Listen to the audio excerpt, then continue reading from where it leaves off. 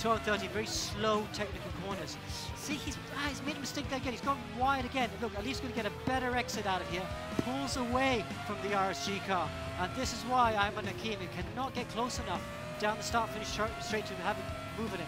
Although he is closer, as I say that, he looks closer than he's been before. Look, he's got the DRS, he's got the slipstream, Des.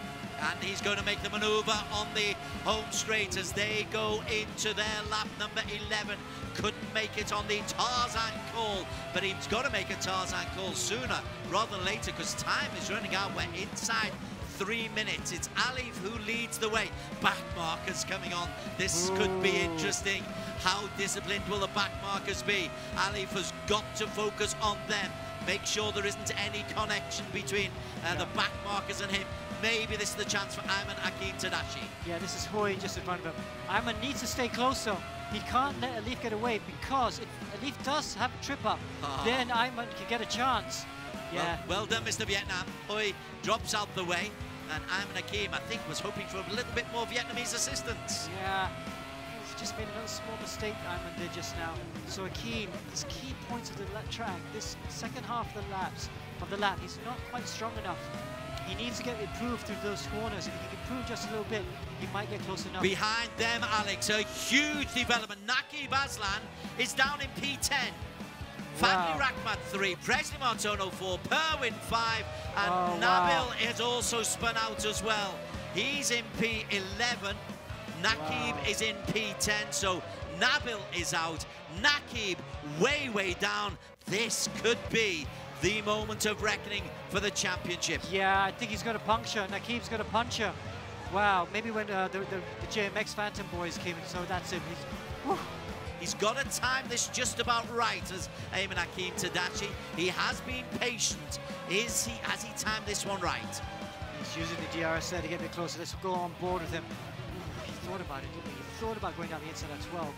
Okay, he's got 12 right though. 13 looks good as well. That's a much better exit by Hakim. Hakim looks like he could be closer. Oh, he's going to get a good exit out of here. But, okay, flat out through here. DRS is activated. Right, we're on to the last lap. We are on board with Ayman Hakim Tadashi. He will have DRS in the final lap. Muhammad Alif Hamilton has got the track in front of him. He's got back markers in front of him. He's got Tadashi right up his tailgate. Now this could be fascinating. 2 back markers. Leona, please, not today. Yeah. And to tell you what, I could hear Hakim when he was getting closer. He's on the rev limiter. RSG made a mistake on the setup. The car is geared too low. Whoa. The Vietnamese takes evasive action. Leona is now in the way. What a battle. Tadashi right up close to Alif Hamilton. This is a last half-lap sprint to the line. Tadashi in blue. Hamilton, the championship leader. He's perfect round that line. But DRS is available, Alex Young, for Ayman Hakim Tadashi. Can he do it? Yeah, he's made a mistake at 12 again. So he's not going to get an exit. Unfortunately, that's it. But fortunately for Muhammad Ali from Singapore, that's it. The win is going to be his. Round 14, round 15, and into the home straight. It is another victory for Alif Hamilton. Right of your screen, you can just see a little nod of approval, frustration, and a dang it from Ayman Hakim Tadashi. But my word, Alif was pushed all the way. Emotion worn on the sleeve of Ayman Hakim. And Alex, you have the choice of who you'd like to talk to. Go for Hakim. There is a turn up for the books, and we are on board with Naqib Aslan as he starts and gets off to a rock-solid start. Is Naqib, who leads from Inigo Anton. Miko Nasi in P3. Alistair Young in 4. Jay Yang in 5. Ayman Hazik in P6. But that is a touch of fortune for Naqib Aslan. And forgive me for not paying attention. It could affect the championship. It could. If he can get 25 points and then Alif has a bad second race, then absolutely it's going to turn it all around again. Wow. But he's got a very fast driver behind him. He's got Inigo Anton. Inigo Anton, let's not forget, guys, has not won a race in E1 yet. He'll be desperate to win his first race. So there is Inigo Anton and Miko Nasi and Naqib Aslan leading the way. Miko Nasi not far behind. And Alistair, your boy, he's got off to a decent start as well. He started off high. He's kept P4 at the moment. We're on board here with Inigo Anton. And interesting to see if he'll be able to utilize DRS. He won't overtake in this first lap, you suspect. Yeah, they've got Mikko Nasi there in P3 as well. He'll be strong for sure. Jay Yang just had a little bit of a wobble further down. The Hong Kong driver, we were just praising him earlier on. It's good to see him up there in the top 5 with Arwen Turuna in the black safe house car right behind him. Jack Ding Chung currently P5, Turunya behind him in P6. Up at the front, I can tell you, Nakib Aslan is under pressure from Inigo Anton. This is the battle for P1. The lime green of Stratos. Nakib needs the points here. No two ways about that. He needs the 25 plus the fastest lap. He somehow needs to get as close to 30 as he can and hope that Mohammed Ali Hamilton can't get into the points and has a bad weekend. We have to follow this, don't we? GT radio driver Inigo Anton. Couple more corners to go and then he'll have DRS down the start finish straight. I hope they've geared this car longer. We saw Ironman couldn't overtake because he'd geared the car too short. But if GT Radio have got the sums right, he's got the DRS now, maybe he'll be able to get close enough on Nakib. Yeah, it is so tough indeed. Mikko Nasi is hanging on there as well in P3. There he is. You're right, Black Arts Racing, Alistair Young in P4. Arwen Turuna now, he's up to 5th. Tadashi has got him to P6. What a drive that is from Ivan Akin. Good job by Tadashi, P6. Kalen Chin, P7. Jack Ding Chung down to P8 now. And he's got his teammate Jay Young right behind him as well. So there's 5 and 6. Arwen Turunya currently in P5 as we have a little look around at the Z Challenger team. Let's see also where Mohammed Alif is. Alex, I'm going to have to ask you just a breakaway.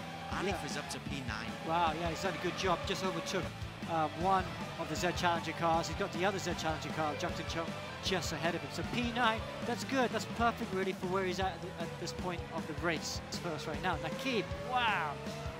Inigo Anton right all over the back of him. And Mikko Nasi just starting to drop back a little bit from the parallel. Right then, very interesting. I'm going to ask you about this. Nearly all of the top racers are on soft compound tyres. All on soft. That means pit stop, surely. Surely. There can no way they can do a pit stop, I feel, for half an hour race. They can make it all the way, so they'll have to do a pit stop. The only guys on medium are the Z Challenger cars, Jack Ding Chung and Jay Chung, who are now in 9th and 10th position. Surprised they went to the mediums, so mediums don't really give that much durability over the hards. So people tend to either go the hards or the softs. They kind of leave the mediums, but obviously Z Challenger, maybe they know something and maybe they can make the mediums work. But yeah, just counting these two cars to pit a bit later than everyone else because everyone else around them are on the... It's Inigo Anton has been dragged around. Mikko Nasi is there as well. Those three have got themselves a 2.5 second lead over Alistair Young, who's 2.5 seconds clear of Arwen Turunya. Yeah. But this could be fascinating. Oh, he's getting closer. Someone just comes out of the pits. That's Josh Perwin, who's just come out of the pits in front of him. See, there's Josh Perwin. He's obviously had an issue. He's had to pit. Maybe he had a puncture. He's come out on the soft tyres, so he'll need to pit again. So disaster for Josh Perwin, and he's got the leaders right behind him.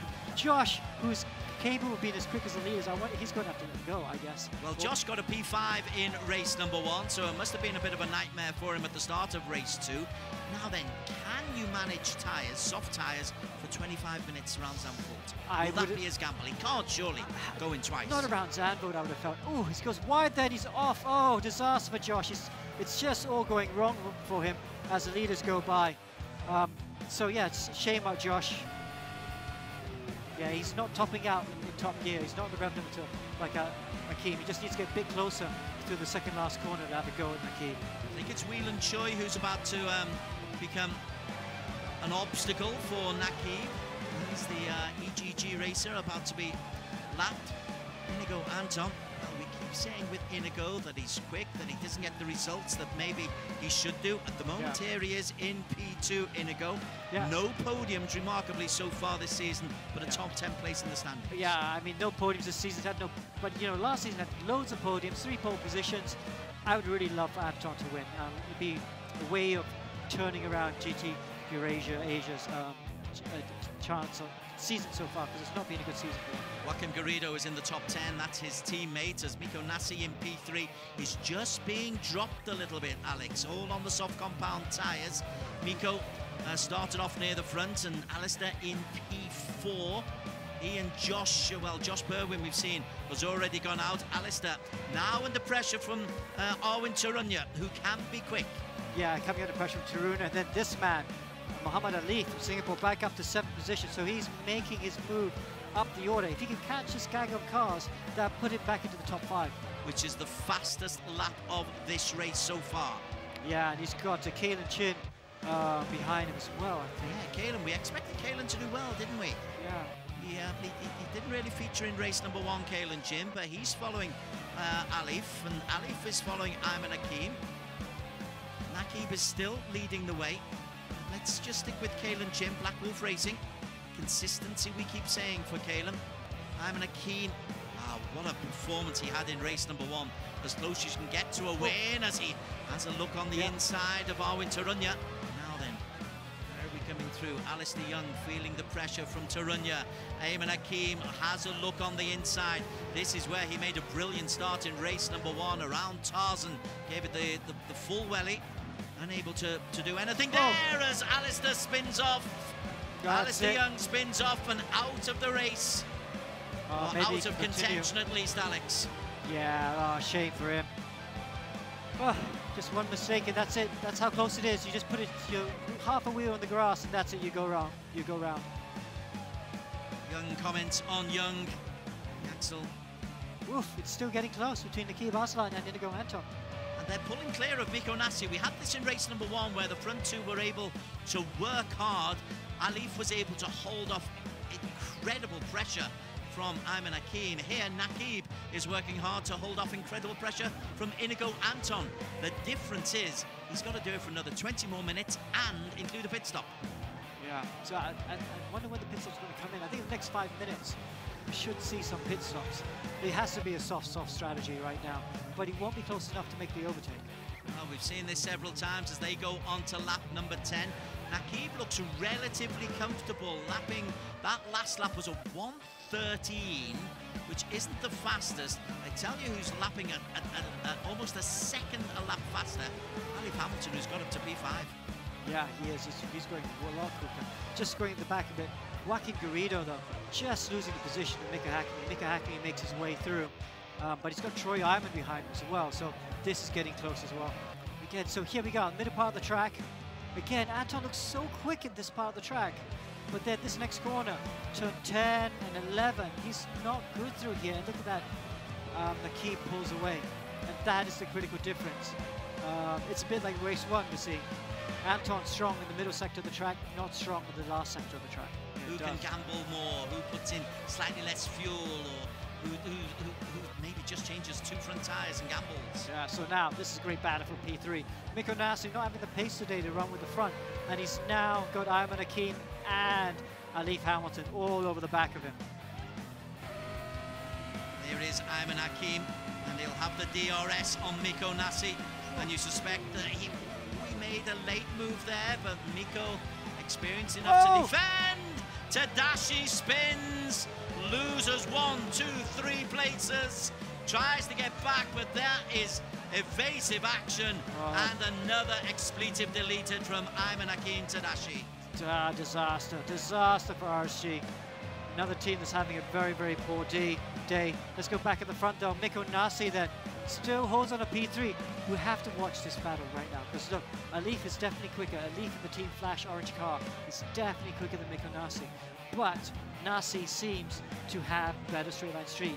But let's see if well, compared to the RSG car at least, let's see if the Team Flash car can make its way by. This is the battle for P3. We're on board with Alif Hamilton, who won race number 1, and looks down the inside. He just put his pedal right to the floor and made a nonsense of your argument, Alex. Yeah, he did. So, Alif. This is where the strategy of the teams come into play. So like Safe House and Flash are running a bit less downforce so they can be quick down the straight. But RSG have obviously gone for maximum downforce, low gearing, and that's why they're not able to overtake down the straight. We saw Lance Lau just step out the way there very obligingly for Miko Nassi, but Nakib still faces the pressure from Inigo Anton.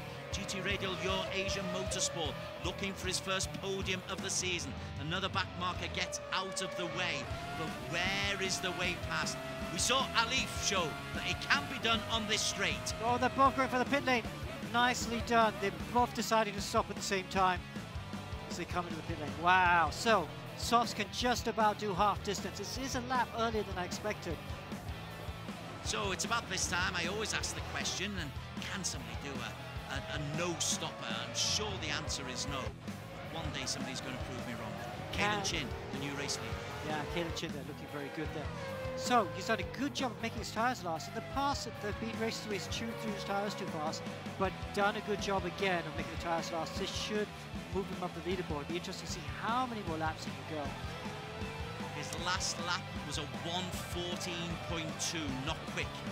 That suggests that the tyres are not gripping onto the sand-covered Zandvoort circuit. Yeah. Troy Iman is the man in P2 right behind him. His last lap, a 1:14.4. Yeah, so they're just losing too much time now. They have to come into pit. Black Wolf, WOT, Performance Racing, they will be coming to the pit now, I feel. He can't keep going, can he? Yeah, he comes to the pit. Troy will be coming to the pit too. And that will put Naqib back in front. Well, here is Naqib Aslam. He is the race leader from...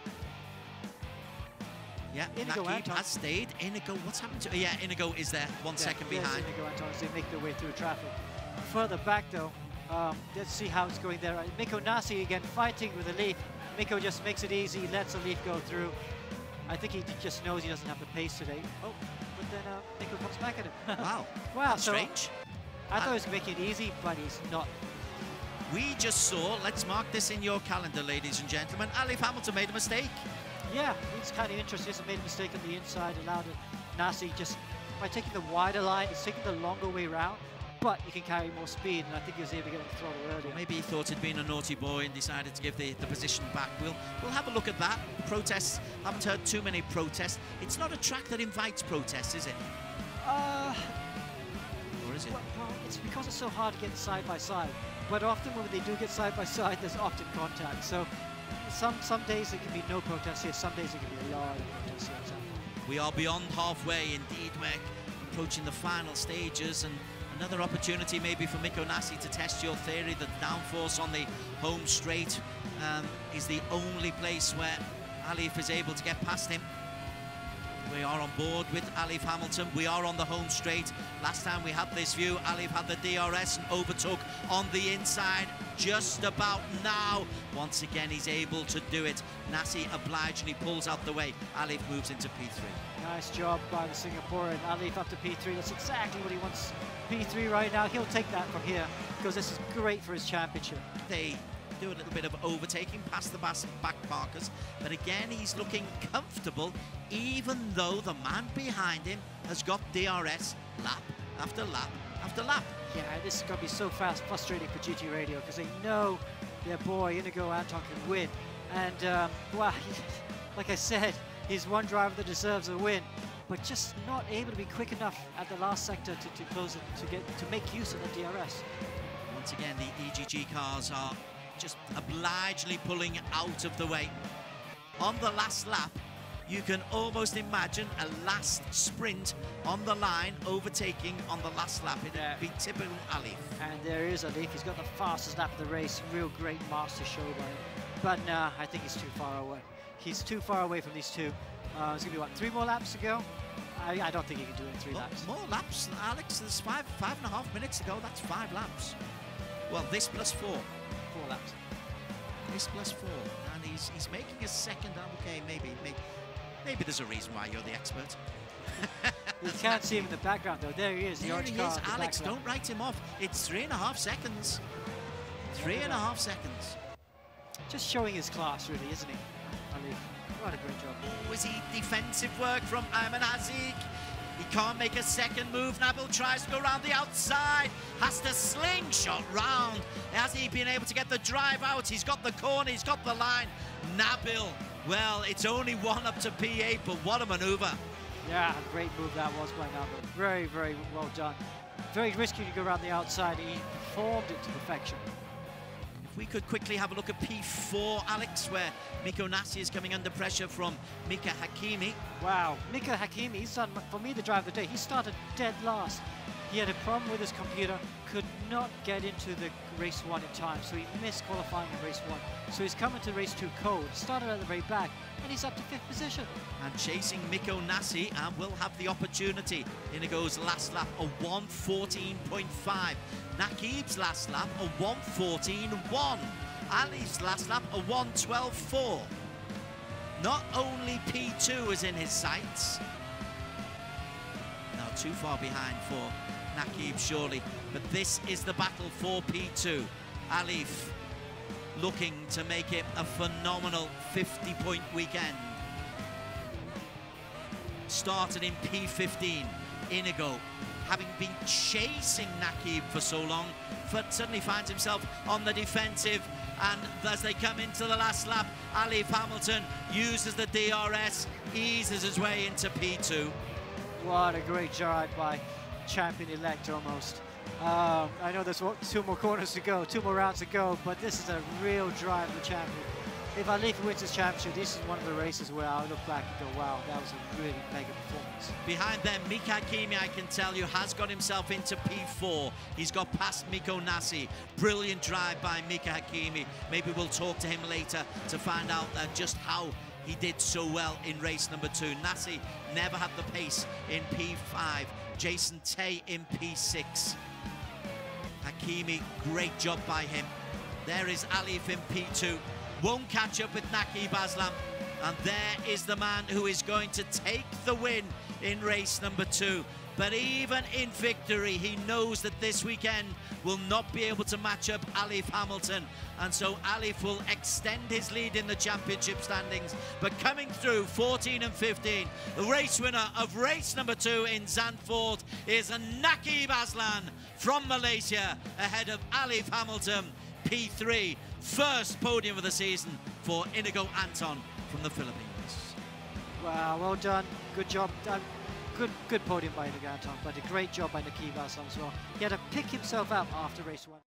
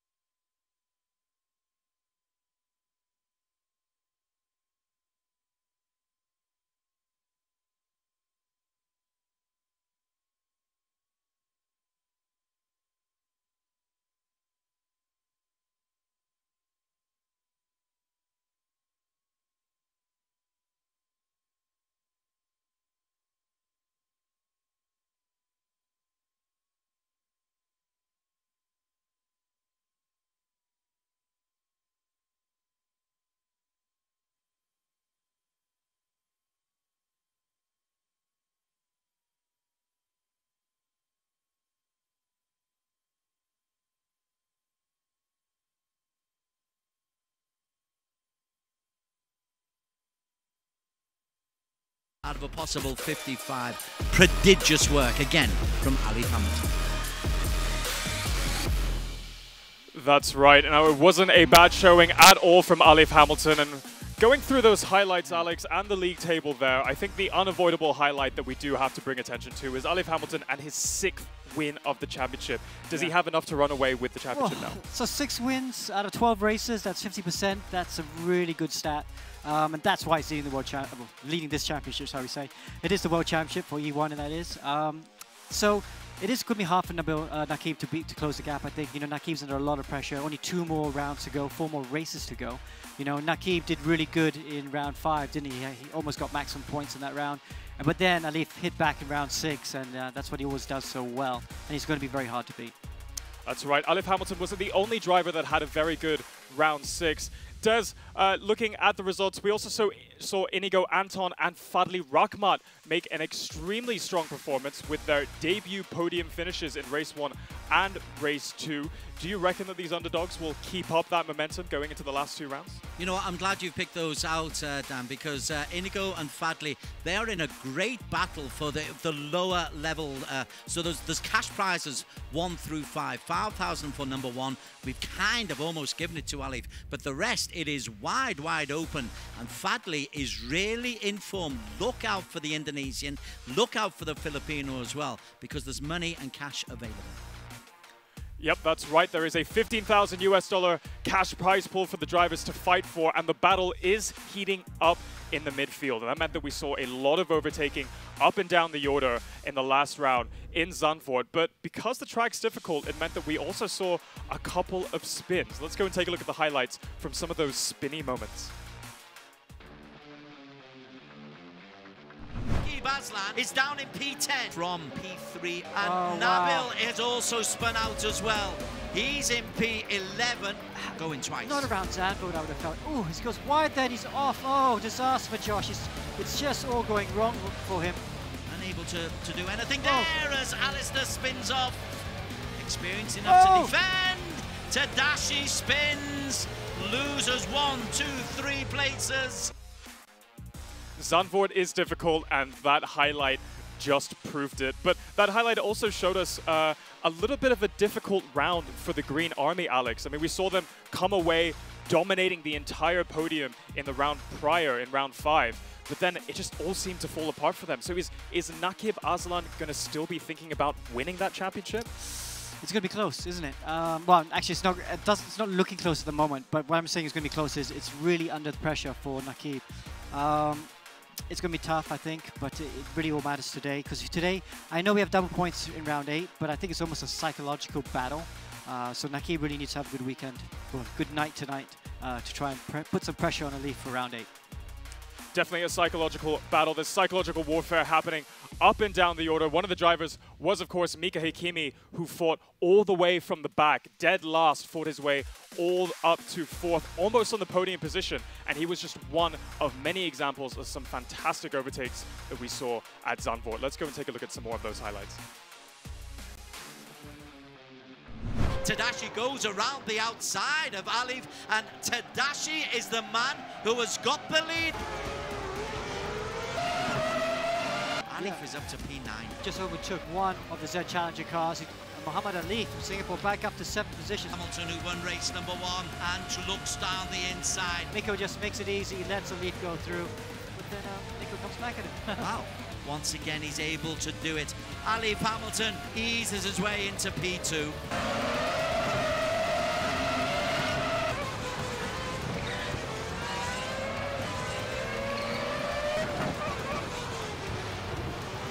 Behind them, Mika Hakimi, I can tell you, has got himself into P4. Now, I've said time and time again that Zandvoort is super hard to overtake on, borderline impossible, and that was my impression going into it. But Alex, Mika Hakimi just seemed to prove me completely wrong. Yeah, well, Mika, it's kind of sometimes we wonder which Mika is going to turn up, don't we? Because we know how quick he can be. And now from that race we saw, we got a great example of how well he can race as well. So he had some really good aggressive overtaking. And you saw how tricky Zandvoort was. And despite it being tricky, he made the moves right, and he didn't end up in the fence. So great job. So some up and down performances from all of our drivers, and that means that they are one step closer to deciding which rounds they will be dropping from the championship. So as a reminder, all of our drivers get to drop one round after the 7 rounds, going into the grand finale, which is of course next week for round 8, which will help them determine where they stand in that championship. Des, very, very quick one. What are your predictions for which round some of the drivers will be dropping? Well, the round they drop will obviously be the lowest, but that is a problem for all of the racers apart from Alif Hamilton, because they've all had one bad round. What it means, they're coming here into this circuit, the Hungaroring, they cannot afford another bad week, because that could jeopardize their chances of picking up a lot of cash. That's right. All of our drivers have had 1 or 2 rounds that have been under their expectations. Des, why don't you walk us through the points that our drivers have achieved at every single round from round 1 through to round 6? Well, the season kicked off with Mohammed Alif Hamilton, a debutant in this series for us, picking up maximum points in round 1, and that set the standard for the rest of the season. Mohammed Ibrahim in P2, Tasbih in P3, now no longer in the championship. Naki picking up 29 points in week number 2, but look at that, Alif again, another 46 points to top that particular round. And then Naki picked up 52 out of possible 55. Wonderful performance by Naqib Aslam. It gave us the feeling that maybe he could get back into the championship. Then Alif goes, nope, 52 for me as well. That puts everyone in their place. So we've got to look a little bit further down to see who's making a move. Josh Perwin picking up 23 points after a season's best 40 in round 3. He moved up into P4 with the 23 points in round 5. And in round 6, well, it was Alif once again leading the way, but Naqib with 28, Ayman Tadashi with 25, and a 20-pointer for Jason Tay means that other than top spot, this is wide open. That's right, Des. It looks like Alif has a bit of a lead to run away with it, some would say, but not all hope is lost, of course, because we do have double points in store for us in the last round, and as we saw in Season 0, anything can happen. But looking back at that league table, further down the order, away from first, Alex, we can start to see some obvious rounds that some of our drivers will be dropping. I think the first one that comes to mind is Josh Perwin in 4th place. He's definitely going to drop round 1. We've got Jason Tay definitely going to drop round 1 as well, where he collected 0 points. Miko Nasi definitely dropping 1 round as well, round 3. Yeah, exactly. And just carry on with your thoughts. Naqib Aslan, round 4 with only 3 points there. He'll drop that round. And as Des pointed out, Alif has been so consistent. His worst round is round 5, and that's 23 points. So he'll have to drop that round. But that just shows why he's at the top, so consistent. I haven't done the maths, but if Alif doesn't finish both races in the next round, in round 8, Naqib could still theoretically just win the championship. Yeah, because of the double points, it's pretty much impossible for Alif to sew up the title now. And of course, even with this big lap, I mean, you consider the drop points there, it's actually about 60 points between Naqib and Alif. But you know, that's something like, gosh, there's over 100 points available in round 8, so it's still going to go to the last round. Yeah, and later on in the show, we will show you a graphic of that league table. We will show you which rounds exactly that our drivers will be dropping and how that affects the overall championship. Now, looking forward to tonight, we are racing in Hungary on the Hungaroring, and that's a track that many of you may be familiar with if you do watch Formula 1. And we're going to give you a bit of a deep dive into the track, but first, let's go and take a look at the championship rules and formats. So here is a snapshot of the 8 races that we will be visiting this season. We are at Hungary tonight, just before we head to the grand finale in the Nürburgring in Germany. And here we are at Hungary, as we just mentioned. It is a tough track to overtake, just like Zandvoort. But unlike Zandvoort, it's a modern Formula 1 track, so it's a lot wider, a lot more open spaces. You're not going to hit the barrier really here unless you do something majorly wrong. So you can mug someone at a couple spots, turn 2, turn 4, maybe even potentially turn 12. But the main overtaking area is going to be between turn 1, really, down DRS. Got 3 tires available, soft, medium, and hard. And because there are so many corners, 14 corners to this short track, tire wear is going to be high, and I think the hard tire will get used a lot. We have our usual race format for tonight's event. We've got a 5-minute qualifying, which will determine the driver's starting positions in our 15-minute sprint race for race 1, and a longer 30-minute race 2, which has a reverse grid. And of course, as we get towards the end of the season, drivers will be even more particular with the points that they get. That is the name of the game, and the more points they collect, whether it be in qualifying, the races, or by getting the fastest lap, they are one step closer to winning that championship. And then we'll be talking about drop points or show, and here's a good example. You always drop the lowest score, so in this graphic here, round 6, where you only score 6 points, that will be the round you drop. A lot of strategy coming into play, and all of that accumulating to this, the grand prize, $15,000 cash prize pool, all up for grabs. You can see the impact that one position change in the overall championship makes. It can make the difference between $4,000 and $2,000. So the fight is definitely going to be heating up. All right, we've got lots of overtaking, I'm sure, a lot of action coming your way very, very soon at the Hungaroring. But first, a very short commercial break before we head to qualifying.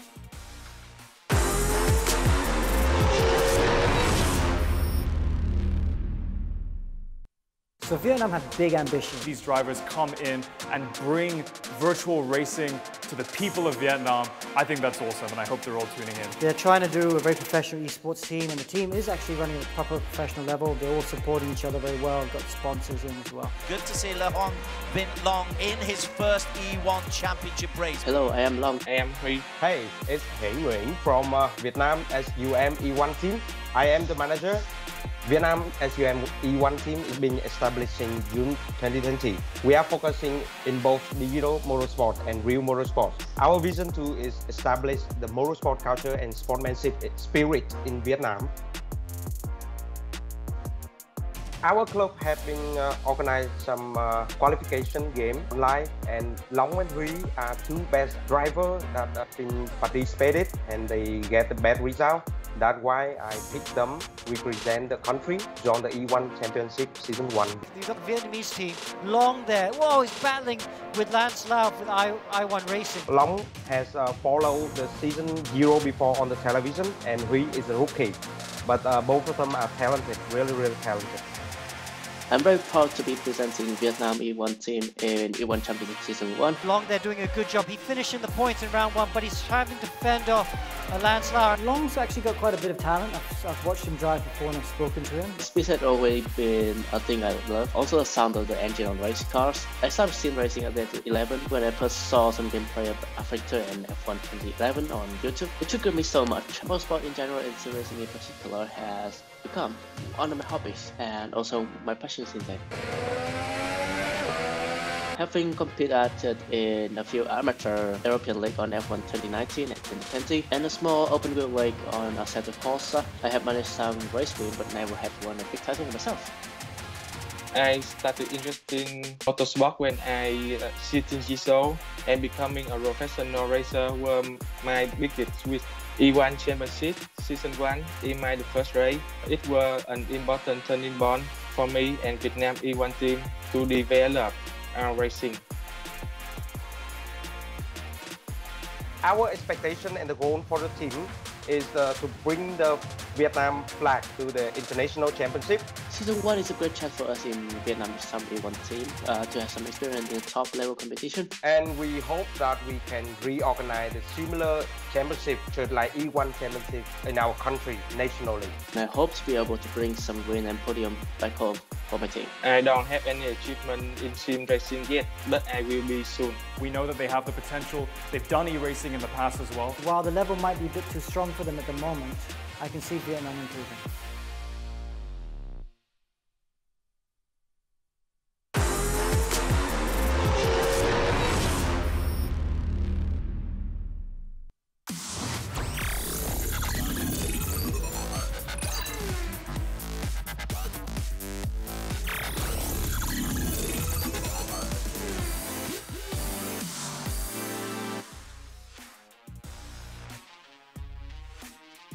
Hello and welcome back. We've got qualifying for round 7 happening very soon. But before we get to that, Alex and Des, please walk us through our driver lineup for tonight.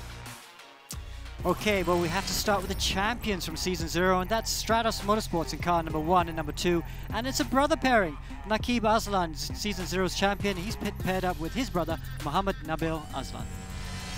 Team Safe House up next. Miko Nasi is in the race for a top 5 finish at the end of the season. Arwin Tarunya is fast enough to be a real spoiler in the last 2 rounds of this campaign.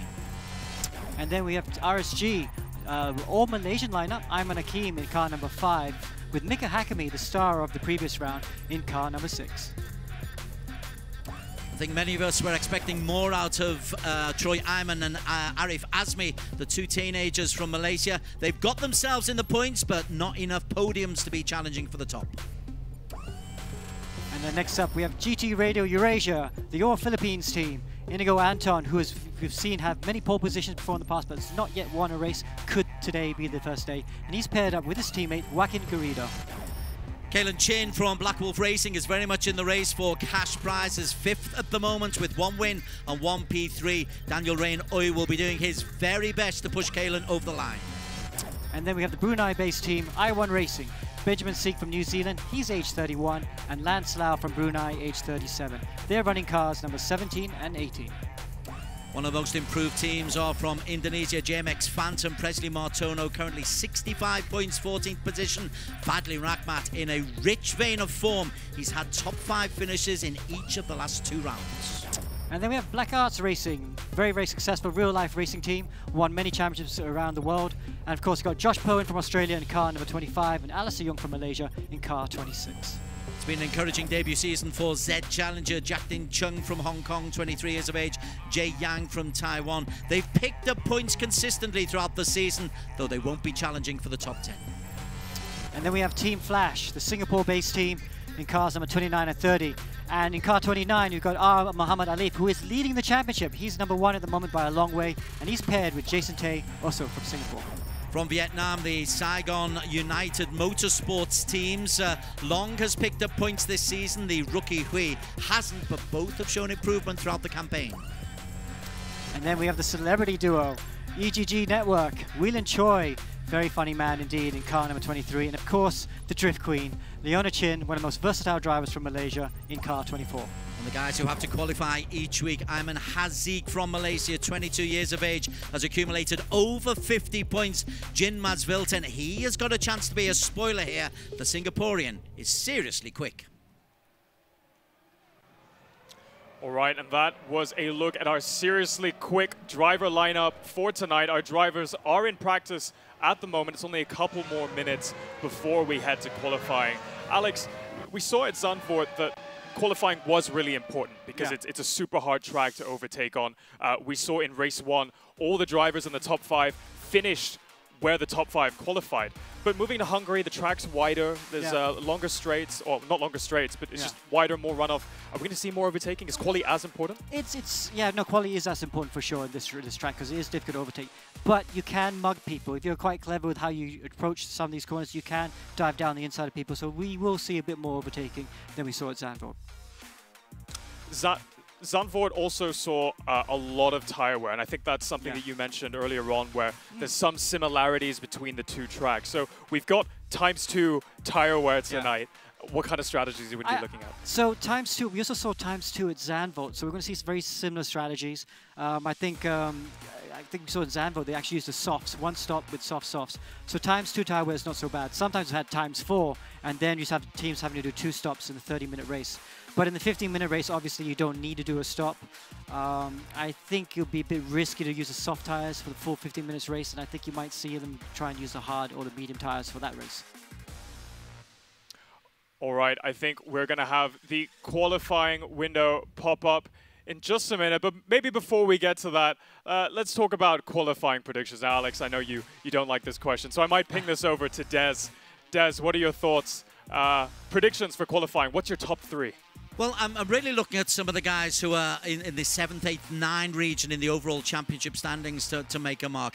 Alif is kind of so far away from everyone else. But the likes of Tadashi, Perwin, Kalen Chin, Jason Tay, they've all got to make a statement today. But my pick for today, Mika Hakimi, to carry on his great work. He's not in the top 10, but he's in such good form. Look out for Mika once again. I think that's a very good prediction, Des. Amir, going into a race like this, now you are an e-racer, you've taken part in many championships. Coming into it, knowing that you have the championship on the line, knowing that the leader might have a little bit of a gap, coming into round 7, would you play with any experimental tire strategies, you know, like we've seen Stratos Motorsports do in the past, or will you go really conservative and try something like a soft? Well, I think we just go aggressive, to be honest, if I was to be in Naki's position, because right now, there's everything on the line here. We just need to make up points to Alif, who's almost 100 points ahead. So yeah, it's crucial that the strategy they get right. So for example, like Stratos, they have known to make those kind of left field strategy moves. So we can actually see them do that. And Naki might actually just get it on the line here today. All right, thank you for your insights, Amir. I'm going to hand it over to you. And Des, qualifying has just started, so we will hand it over to you. Actually, we won't just now because the server jumped to qualifying a bit early. It's too early, so we're going to have to restart the server with just a bit of practice before going to qualifying. Small issue with the server. We will restart now to let the teams all join in, and then we will start qualifying. So we'll go in a few minutes. So before that, Alex, you said the qualifying is important, and it is for many reasons, right? I think at this stage in the championship, we saw earlier on in the graphics, drivers do get points for qualifying. And when you're battling for a position between 3rd, 4th, 5th, 6th, even up to 10th in the championship, as we saw on that league table, how close it is. 1 point will make a difference between an extra $1,000 or $1,000 lost. So coming into this, let's assume that a driver doesn't have a good qualifying session. What can they do on the Hungaroring to redeem themselves? Do what Mika Hakkinen did in the previous race. Just go from last all the way up to 4th. You have to be aggressive. In these cars, damage is full. So if you hit someone too hard, you risk getting a puncture, breaking a nose, breaking suspension, and you can be out of the race. So we quite often have cars not finishing. So, but you know, all these drivers, they understand the cars now, they know the games, they really know how hard they can lean on each other. And I just want to talk a bit about driving standards as well, because we do allow rubbing. You know, rubbing is racing.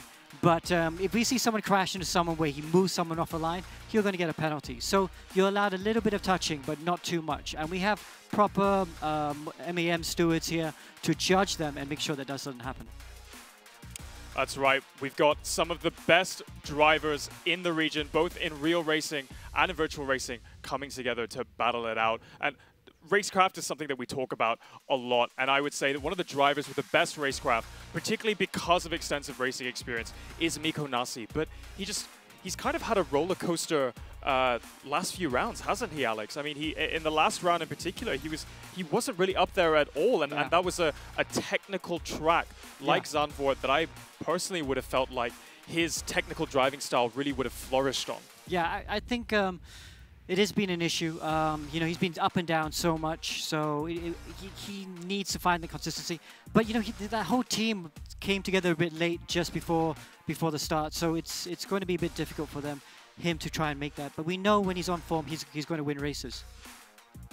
That's right, and we may see him on form. I believe we have had a couple instances of the commentator's curse, or the opposite of the commentator's curse, where I have said in the past, you know, Mikko Nasi needs to do better, Mika Kimi needs to do better, and then we get to the next round and they have done better. So I'm sure we will see a repeat of that performance tonight, particularly when the drivers get into qualifying, know how important it is. We have weeks between each of the races, and the drivers put in hours and hours and hours of work. And you were saying last episode, Mika Hakkinen in particular, he puts in 40-hour weeks practicing. And, and that really does show in events like qualifying, because it ultimately comes down to just a single lap, right? They have 2 or 3 laps where the tire works in that optimal zone. Anything more than that, the tires hit that cliff, you burn more of that rubber, and you can drive like Ayrton Senna, you can drive like Lewis Hamilton, but the tire's not going to work in your favor and you won't make it in the top 5. But drivers like Mika Hakkinen, we know they put in the hours, and I think this is their time to shine. We've seen JMX Phantom as well, Fadli Rahman, he's putting in the hours. Yeah. So, I mean, that's the thing about esports, and that's what I like about esports. It's a real equal for everyone. If they can put in the hours, they do very well. So it's very important that the drivers do put in these hours. Like you say, a lot of them do put in about 40-hour weeks. In fact, we'll talk to Amo about it later. I mean, Amo Hazik, he's a proper sim racer, a very successful sim racer. And he's put in those sort of hours where you just non-stop on the game, just trying to get the perfect lap, and then having to redo it all again and try different tire compounds, different car setups. And yeah, so it's a lot of time you have to do. Well, I do apologize for the delay heading into qualifying. Oh, and of course, there we go. The opposite of the commentator's curse happening once again. We'll just let this hover on our screens a little bit more. And I think we are green. Des and Amo, I'm going to hand the honors over to you to walk us through the action in qualifying. And straight away, Amo, I'm going to get on board with Kalen Chin. Kalen Chin, at the moment, is the fastest at 1:15.227. But you were saying before, perhaps the 1:14 is possible for this qualification. Yeah, indeed, because the fact that the actual F1 cars that did the race here back in 2017 were around the 14th in qualifying, courtesy of Sebastian Vettel. So it is possible that Kalen might actually go faster because of the setup that he is using around this track. At the moment, he's a 1:15.227, which is 4/10 quicker than Inigo Anton and Jason Tay. Now, we joined qualification late. There's only 2.5 minutes remaining. Fascinatingly, Nakib is P6 at the moment, but I haven't seen a time for Mohammed Alif Hamilton.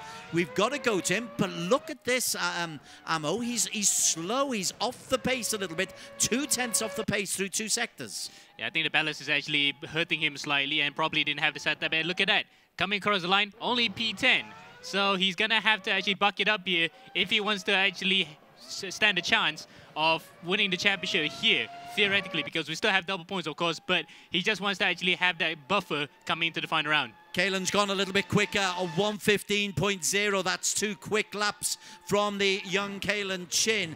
Currently 5th in the championship standings. He's come good of late at the moment in P1. Let's move away onto Inigo Anton, another who's been pretty quick recent times. Currently P2, a 1:15.3 first lap, Amo. Now, that's a very good lap, actually, because 3/10 off Kalen at the moment. He's coming through the first sector now. Only 900ths off this time, so it's looking like a good lap here. Oh, nearly spoke too soon there. He went full Tokyo drift coming out of turn turn 5 there, and he's actually restarted the lap. Jason Tay currently in P3. Nakib Aslan out of the top 5. Nakib, if he holds any hopes of winning this championship, has got to be just about perfect this weekend. At the moment, no points for qualification. Let's see how quick he is here. It's P3. P3, it's better, but not good enough. Kalen Chin, Inigo Anton, Nakib Aslan. How about Alif Hamilton once again? Alif currently in P10, but slow going through there. That ballast really is counting against him at the moment. Well, he improved to 8th place there, and the fact that he does have any more time to actually improve in that time, so he'll start this race with no points in P8, while Nakib will start 3rd with 3 points on the board now. Presley Martono got himself up into P4. There is just a little bit of time going out, but Presley Martono, again, very quick from the JMX Phantom team. Kalen Chin, though, on pole. Inigo Anton will join him on the front row of the grid. Nakib, Presley, and Jason Tay completing the point scorers. I believe Alex Young will have Kalen Chin ready just to get a quick reaction. Yeah, we'll have to try and speak to Kalen Chin at the moment. Here we go, Black Wolf Racing with pole position, Kalen Chin. What a good job. How did that happen? You just looked super hooked up just now. Well, I mean, I practiced like all day today and yesterday to get this. I mean, to be 2.5 tenths quicker than everyone else is... I'm happy with that, but I mean, it's halfway done. I mean, pole position, that's 5 points, and so we can see if we could get the win. Was that a perfect lap? Yeah, it really was a perfect lap. Yes. Wow, definitely. so you'd be proud of that. I mean, you've been improving throughout the season. You know, you took your first win a couple rounds ago, and now pole position. What's happened? What's changed? I think it's just my mentality. I've just been focusing a lot more than I have been since the start of the season, and it's paid off. I mean, I've worked probably a lot of hours putting into this, and it's paying off, which I'm really happy about. Oh, that's awesome. Thanks very much, Kalen Chin, our youngest competitor, 14. So good luck in the race. Thank you. That's good to see. Coming off the bat of one of his first ever wins in the E1 Championship, now he's on pole position once again. So he said he put in a lot of hours, which means that he as a driver is really understanding how this track works, but it means that he also knows what kind of setup works best on the Hungaroring. Alex, why don't you walk us through your recommended setups for Hungary? Okay, so, you know, there are a lot of curves here, so you tend to run the car very soft, you need maximum downforce. So I think with the E1 cars, they run full downforce at the front, and then they just balance it out on the rear wing. But I think maybe the rear wing's maybe 6 or 8 holes less than full. Gearing is very short. You only got one medium sort of straight. I wouldn't even say it's a long straight from into turn 1. So yeah, but there are a lot of curbs, and you have to use those curbs, and you can't have a car that's too oversteery here, because there are a lot of corners, like you see the red dot going around like turn 5, you saw Inigo Anton getting sideways. You do need good traction out of those long, slow corners as well. So really a forgiving car, and like Monaco, we heard Amo talk about Monaco and Hungary being similar. You do need a lot of confidence around here, and you got to let yourself get into the flow of the track. That's why it's been so impressive to see Kaylen get that pole position, and like you said, it was a perfect lap. Well, confidence is something that Kaylen Chin definitely has worked on in the latter half of this season, and he's going to be carrying that forward to race 1, which will be starting any moment now. This is our 15-minute sprint race, and for that action, I'm going to hand it over to the commentary box with Des and Amo. Thanks very much, Daniel. Alex, a very youthful-looking Alex in the best setup there. It's got to be said, he's aged dramatically in the last 12 months. Amo, your thoughts ahead of this one? Kaylen Chin, he's coming good. He's always been quick, now adding just a little bit of consistency. Very interesting, actually, because it's also his first pole position of the season as well. So that can actually set him up quite well. Yes, he got pole position last time out in, a couple rounds ago in Aragon, where he went on the way to win. But this time it's a proper pole position, and he could actually try to build on that momentum to go into the championship stakes in the final round after this. The drivers are just in a little bit of a warm-up session at the moment, where we got a look there. Jay Yang and Long from Vietnam. They're not likely to be in the reckoning for picking up points, but I tell you what, the race for 3, 4, and 5 is fascinating. Alif, let's assume Alif has a good round. There's still $4,000, $3,000, $2,000, $1,000 up for grabs. You're a racer. That's motivation. Yeah, indeed. In fact, I still remember one of the tournaments that Alex hosted here a couple of years ago. When I was in 5th place at that championship, I knew that I could get 1,000 more ringgit every position I gained. So that is a good motivator. And with the stakes so high with $1,000 each, they're going to go even more for it after this. And for Kaylen and Josh in particular, they tried to chase after Ayman for 3rd place. That's an even bigger incentive. How about the likes, once again, Presley Martono. I've been waxing lyrical about the JMX Phantom team for quite a while, and Presley Martono's got himself more points in qualification again. He's seriously quick, this fella. Yeah, 2 4th places in a row. That's a top 5 for the 2 race rounds that he had so far. That's good, and it's going to build his confidence up even more. But as we go into the race then, it's going to be the qualifying form out of the window. He's going to have to improve his race form too if he wants to actually challenge for the top 10. We are underway now in race number 1, and we are on board here with Inigo Anton, as Nakib Aslan has got past Inigo Anton. So Nakib is in P2. Great start from Kaylen Chin though. The pole sitter has managed to hold on. Yeah, and in fact, unfortunately, we have no graphics at the moment to show us what's going on, but the race is going on right now, and a particularly good start for Kaylen. The rest of the field has actually gone through safely. We had no major incidents up at the front and in the midfield. Kaylen Chin is still leading the way. Nakib Aslan in P2. Inigo Anton in 3. Jason Tay. We don't talk about Jason Tay too often, do we? He's from the Flash team. He's Alif's teammate, and he's just leading Alif Hamilton. Jason Tay looks back. Alif has got himself into P5 already. Yeah, that's a very good start from 8th place, and he's probably going to be given team orders right now from the Flash team to let Alif by, because it's crucial right now that Alif will try to actually catch out to Nakib in early doors here. There is Jason Tay, looking backwards there, looking forwards. There he is in the orange livery in the Flash car, trying to get on the inside of Inigo Anton. Inigo not able to really look after his space there. As we come at the end of lap 1, again without graphics, I'm afraid, Kaylen Chin puts in a 1:22.382 on lap number 1, ahead of Nakib Aslan. Inigo Anton looking forward from Inigo. The gap between the top 2 and Inigo Anton, who's now dropped down to P4, Amo, is more than 2 seconds.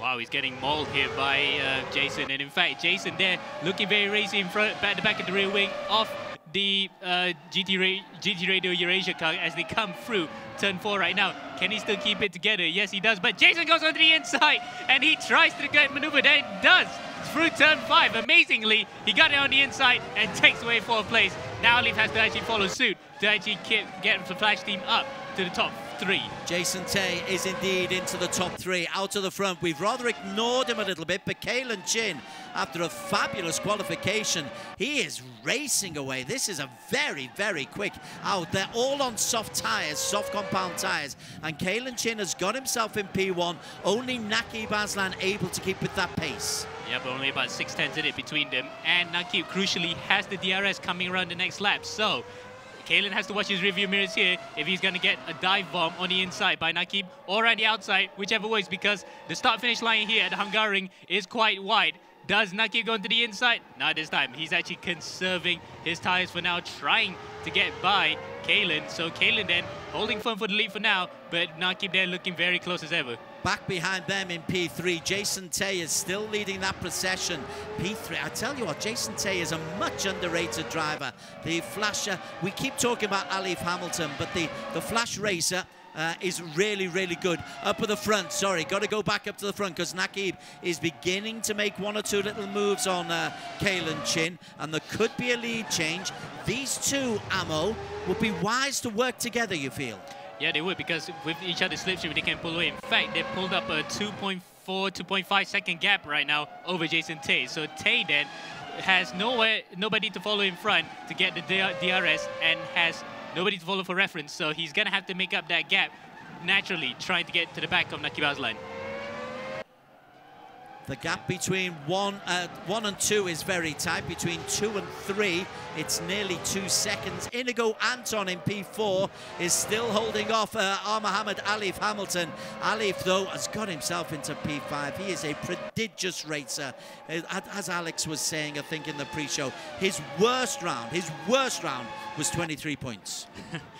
Superlatives will fail us here to describe how good he drives this season and how they've pretty much upstaged the rest of the field who have already had a season in these cars. Normally people might struggle when they come into the first season, but having said that, he's under attack. Tarunya's gone past him. Yep, Taruna has actually gone around the outside of him through turn 2. That's amazing stuff there from the safe house driver. Well, Arwin Tarunya, we keep talking about how quick he can be, and he shows it exactly right there. We are on lap 4. Kalen Chin leads. Here is Arwin Tarunya, currently in P5. Looking good is Arwin. He is the junior partner of that partnership with Miko Nassi, but I tell you what, he's taking the senior leading role at the moment. Yeah, because Miko's just having a mare right now in terms of form. In fact, he's actually in 23rd right now. So whatever happened to Miko in qualifying and indeed the start of the race is not looking good for him to actually maintain even the top 10 in the championship at this point. Well, at the moment, Kalen Chin is still leading the way. Naqib Aslan in P2. Jason Tay holding on to P3. And then I think we are going to have to... We're going to have to flag it off? No, actually, we got about... We're still going on here. So we're going to continue with the race right now. We're getting word from our producers here. So we're going to go to the action as it goes along. Yes, I'm going on the outside of Alif. These two already had history at Zandvoort, mind you. So just now, Ayman actually nearly tried to go around the outside the way that Alif tried to go on the inside. Arwin goes on the inside of walking Inigo Anton. They go side by side through turn 3 and 4 there. Amazingly, they survived that particular scuffle. And Ayman's about to go on the inside of Alif again. No, Alif holds the door shut. So Alif, under intense pressure from a lot of drivers, manages to hold on to 6th place right now as Mika now is attacking Ayman and has gotten past for 7th. Behind them, Ayman Akim Tadashi is in P8. Kalen Chin is still leading the way. Well, so there is Tadashi. He's lost his place. Let's go on with Kalen Chin. Kalen and Naqib are pulling away, but they've not been able to pay 2-4. Oh, that looked like he had a little wobble there, did Kalen. What's happened to Naqib Aslan? No, that's not Kalen. That's actually Jack. Oh, that's Jason Tay. Yeah, sorry, sorry. That's the Challenger car. But yeah, we're back out to the front now. Kalen's back to normal. So many identical cars. We just get confused sometimes. My apologies for that, as we are looking backwards.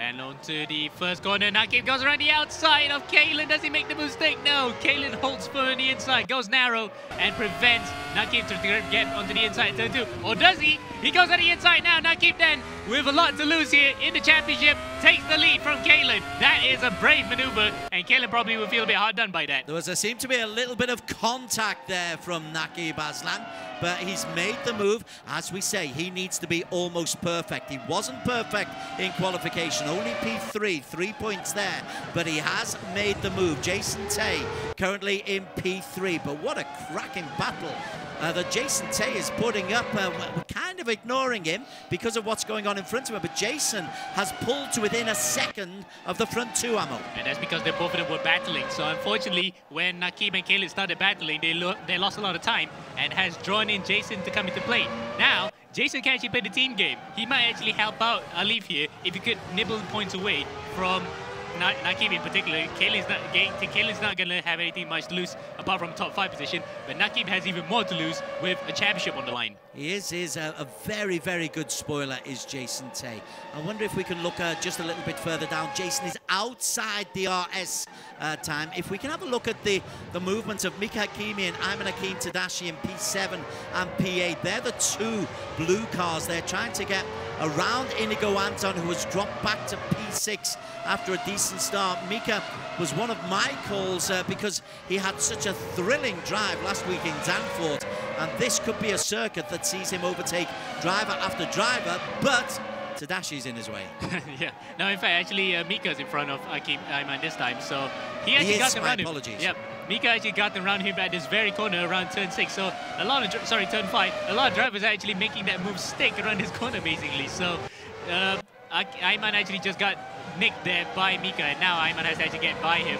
All the while they're actually trying to get by this guy, Inigo Anton, who's been quite stubborn in his defense, trying to keep away the fast drivers from getting his position. Inigo Anton is second in that train there behind Mohammed Alif. I think the weight added to Alif this time is just going to stop him running away with things, which is good for the overall championship, but it'll mean that Alif can have a real think about which round he wants to drop. Yeah, Inigo Anton currently in P6 from the Philippines, currently in 8th place in the championship standings on 95 switch back points. onto the inside there, Kalen. Oh, contact once again. The dummy there, he actually saw Nakib, the dummy, to go onto the inside through turn 1. Nakib probably didn't expect that because he thought that Kalen was going to go around the outside, but nope, swap onto the inside coming through turn 1, and Kalen has outfoxed the reigning champion. Wow, what a move that is. There are still 5 minutes to race, but that's a nervy 5 minutes, I feel, for Nakib Aslan. Will he want to get that back straight away, or will he wait for DRS on the last couple of laps? I think he will wait for the DRS coming around next time by, because he has the advantage of it next time. Yes, Kalen actually has it now, but he can't use it anyway because it's just not enough to utilize its full effect as we go through to the battle for the right now. We get back to the front here. But Nakib then has to wait until the next time by to get DRS. Kalen's going to use it. Yep, you can see the wing open just about slightly. He uses it slightly to get ahead, but Nakib is still close by. So once the guys get through to the final sector and back to the start-finish line, Nakib here has the absolute advantage of DRS. I can also tell you that Jason Tay has rejoined things, has rejoined that race up at the top. Nakib in P2, Kalen in P1, Nakib in the lime green for Stratos in P2. As we follow him, then going through your screen, just a second beyond. Again, he just misses out on DRS, does Jason Tay. He's not been able to get close enough at the right time. Because Kalen actually used the last of his DRS on the start-finish line. That's why he managed to pull it away slightly. And because he opened it before the start-finish line, he could still use it. So that's why when Nakib started using his, he had no advantage. He just couldn't catch him. So now he's going to have to make it around through the lap to get close to Kalen again. This is back for a battle where Inigo Anton in P6. He's about 2 seconds down on Alif, who's been able to pull away, but he is holding up Mohammed Nabil, Tadashi, Presley Martono. Fadli Rakhmat is making a move up there as well. I don't know what we keep cutting to the challenge. Mika Hakimi has dropped out. Oh, Mika Hakimi, and we'll see what happened to him. Oh, Nabil has to stay a puncher. Mika's also sustained a puncher. In fact, Nabil has a slow puncher. There it is. Bang on cue. He spins in the midfield. Oh, he gets taken out by a few drivers. That was almost expected. He could get out of the way in time.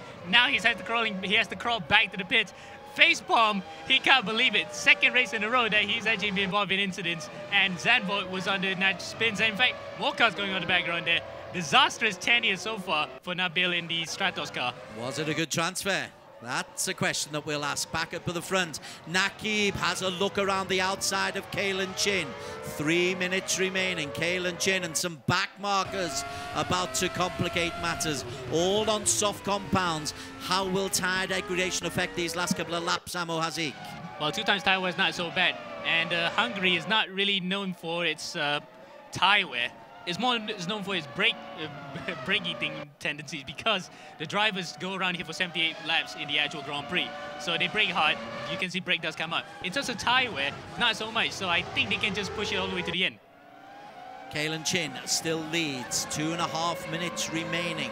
They are lapping around 118, so we've got this lap plus 2, perhaps. So we might have 2.5 laps left in this race as Kalen Chin goes again under pressure from Nakib.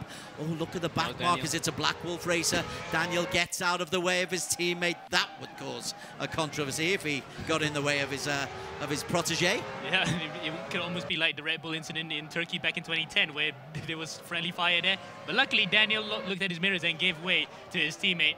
Now then, can Kalen actually pull up a gap here as it comes across the finish line? He didn't have DRS that time round. Nakib does, and he might actually use it onto the inside here. No, not that time round. Nakib's been being a bit conservative today, apart from a few lunges.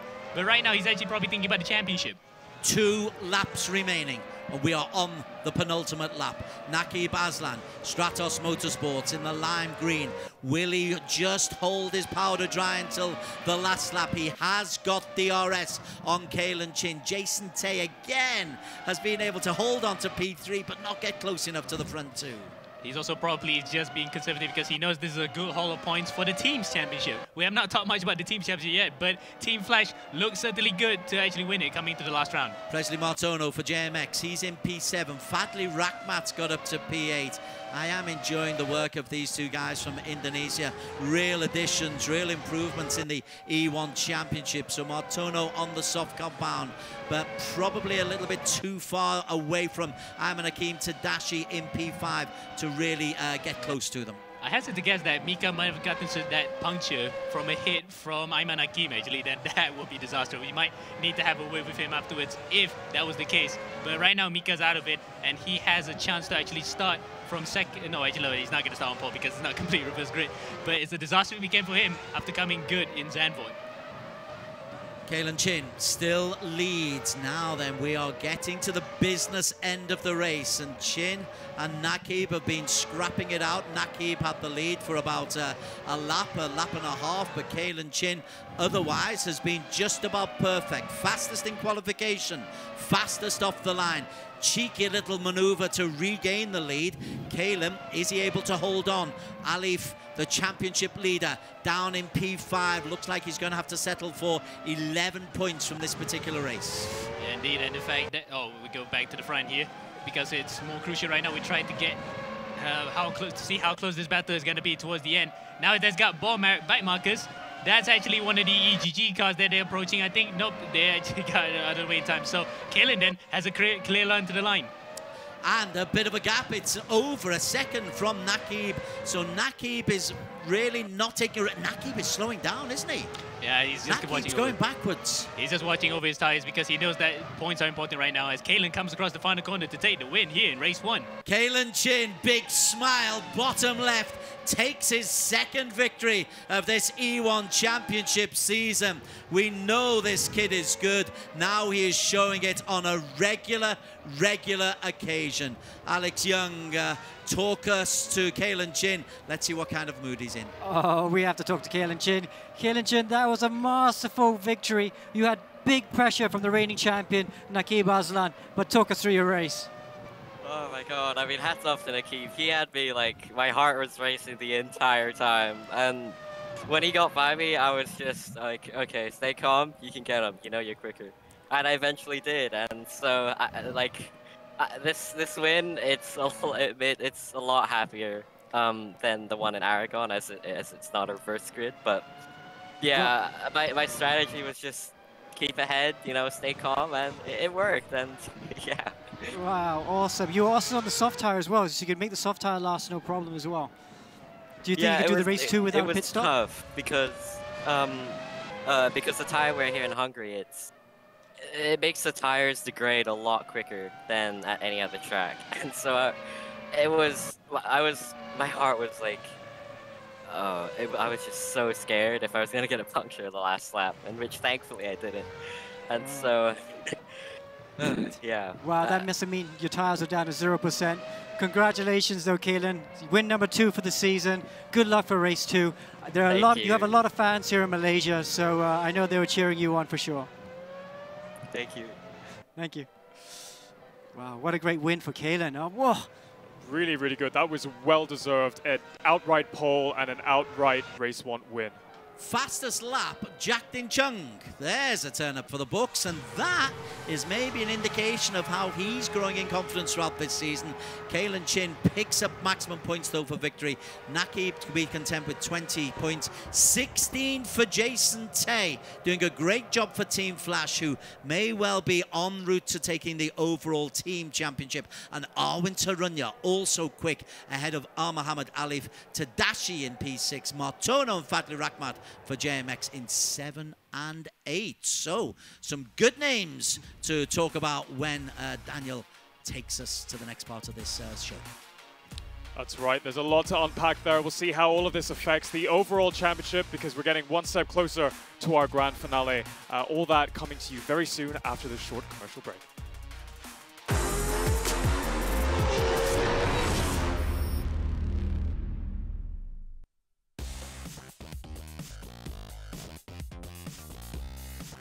Is a Challenger a top Hong Kong team? Great to have him in. They do have a lot of e-racing experience. Hi, I'm Daniel. I am the team manager for Z Challenger Racing. Our team has been responsible for several esports championships before. The Random Sport Asia program that we have organized, and now the Challenger Cup that we organize in Hong Kong. So I believe we have a thorough understanding of the technicalities behind sim racing. They're a really good team, and they've got great drivers. You've got Jay and plus Jack Tin, both are regional champions. Jack Din Chung, he's got himself up into the top 10. Jay Yang currently in P16. Hello, 我係 Jackie，嚟自香港，今年22歲。 Hello, I'm Jay Yang from Taiwan, and I'm 18. We basically find drivers who have worked for us in the past, so we have basic understanding of how they drive and how their potentials are. 之前有同 Z Challenger 入面嘅成員有參加過啲比賽，佢就覺得我表現 OK， 咁今次就邀請埋我一齊參加過 E1 Championship。 They had a Z Challenger Cup here in Taiwan, got in 5th place at the final. Z Challenger approached me and wanted me to be their driver. Their personalities suit our team, and that's how we decide and recruit drivers for the Z Challenger program. Jack Tin is one of the best drivers in the region in RaceRoom. He can be quick, he can defend, he can race, and those regional titles certainly are worth it. 應該12歲就玩呢個 PlayStation 嘅 GT 開始，跟住慢慢玩下就開始認真玩，跟住就參加唔同嘅比賽。Jack Din Chung on his debut on the E1 Championship. He's a long way down actually. 上一次參加第一場算係測試啦，咁參加個成績都唔係咁好啦。今年想再挑戰下自己，睇下可唔可以攞到更好嘅成績。Jay Young is our resident Taiwanese driver. He's a Taiwanese champion. I've been doing sim racing for around 3 or 4 years. I think I was like a car guy even before I was born. I started playing some initiality arcade, and that eventually drove me into sim racing. I joined ASRL, which is a racing league that's based in Taiwan. Z Challenger Cup last year was definitely one of the most memorable ones, and you know, I met a lot of different people and they gave me a lot of support, and that's why I'm here today. He is ahead of Muhammad Alif Hamilton. Jack Din Chung is still holding on to P3, but he's got Josh Berwin on his tail. It will be great for us as the first full esport entry for the Z Challenger Racing. 期望就可以同到其他車手可以有個好刺激嘅比賽。 I hope I can finish every single event. 盡我自己能力揸得最好。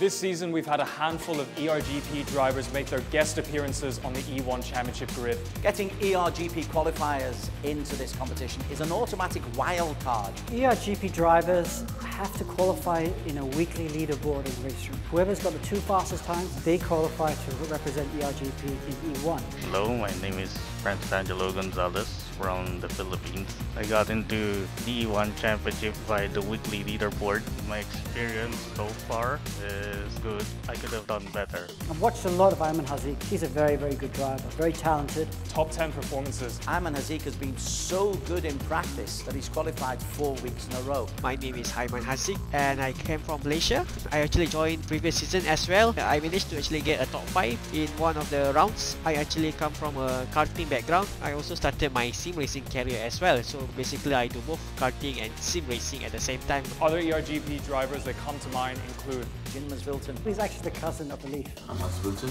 I started sim racing back in 2008, I guess. I was really mad about cars when I was young. I think I like anything with speed. That's what made me like motorsports. Not long ago, I got a wheel for myself at home. Managed to join some races online. And then I joined ERGP, Global Edition, driving the DTM cars. I raced with him for all my life. He's a very strong driver. My main goal in E1 would be to at least finish top 5 in all the races that I compete in, hoping to represent one of the esports team out there in the near future.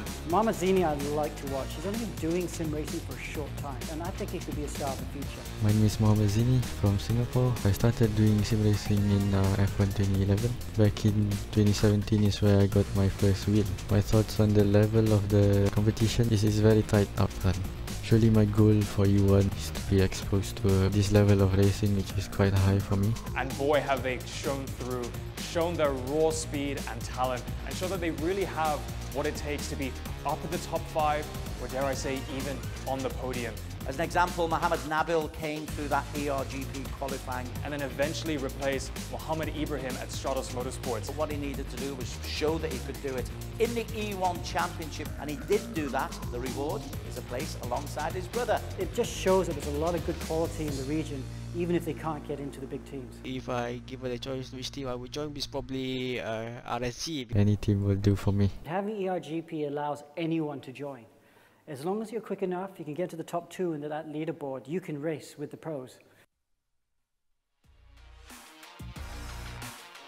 Welcome back. Now, I love that little piece there on the ERGP team and how it gives drivers an extra platform for more exposure on this extremely competitive level. And it is very, very competitive, E1 Championship Season 1. Looking at the ERGP drivers so far with us, Alex, who's impressed you the most? Well, yeah, I mean, Ayman Haziq, obviously he's been super consistent. And Mohamed Nabil at the very beginning of the season, who's now driving Stratos.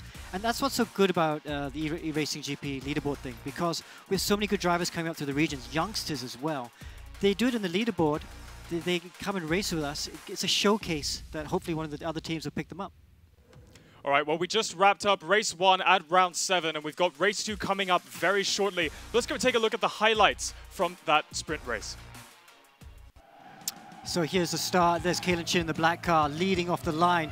Nakib started P3, but he was up to P2. And this move around the outside didn't quite make it at that point, but he was really close. And then the next corner went down the inside, had a small touch. Very on the limit that was. But then Kalen, he didn't panic, which is very good, as we saw some of the other action further down the field. But Kalen did it, and this is actually Mohamed Nabil, the other Stratos car, had a puncher, went off, and Josh Perwin, super unlucky, went into the side of him. But then with a few laps to go, Kalen Chin with this great move, so impressed with this 14-year-old, showing so much more calm, composure when he drives. Very impressive indeed. Let's take a look at the top 10 from race 1. Kalen will love this graphic. There he is at the top step once again with 25 points, though he didn't bag the fastest lap. Nakib Aslan there in second. He challenged a couple of times for the lead, but ultimately didn't quite make it stick. We got Jason Tay making his debut on the podium. All right, so after that race 1, I think there are a couple of drivers that we really want to double down on and speak to. Let's see if we can take a quick chat with Jason Tay. Jason, Team Flash, congratulations. It's your first podium in the E1 Championship. Walk us through your race. Yes, it's finally a podium, and yeah, I had a great qualifying. Never thought I would get that kind of lap times anywhere. I never had that times anywhere in practice. Yeah, got off to a great start, got past Inigo Anton midway through the starting phase of the race, and then just try to keep it clean, trying to lock up my wheels and try to conserve my tires, and then just make it to the end. And P3, yay! Yay! Yeah, that's definitely a strategy that worked. It looks like you had a great setup, and it looks like you've learned a lot as well from your teammates. So we're looking forward to seeing what you can do in race 2, of course, with that reverse grid. Best of luck. Thank you. Thank you. Thank you. Okay, let's have a quick conversation with, see if we can catch conversation with Arwin Taruna.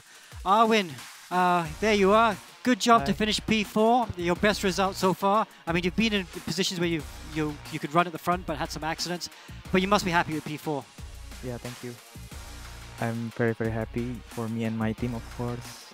They are so supportive and keep me company. And yeah, we can enjoy the race. Yeah. Without my team, I cannot enjoy the race, actually. Well, the race pace looked good. Didn't qualify so well, but your race pace was very strong. You must be happy with that. Yeah, of course. I'm very happy for the race, and maybe obviously because the strongest guy were on higher ballast. I was no ballast at all, so yeah, I'm take it. Okay, well, congratulations. Good luck for race 2, man. Thank you. Awesome, great to see some of these drivers up at the front, mixing things up in the championship standings. We're going to have even more mix-ups and even more action coming your way in race 2. But first, a very short commercial break. Don't go anywhere.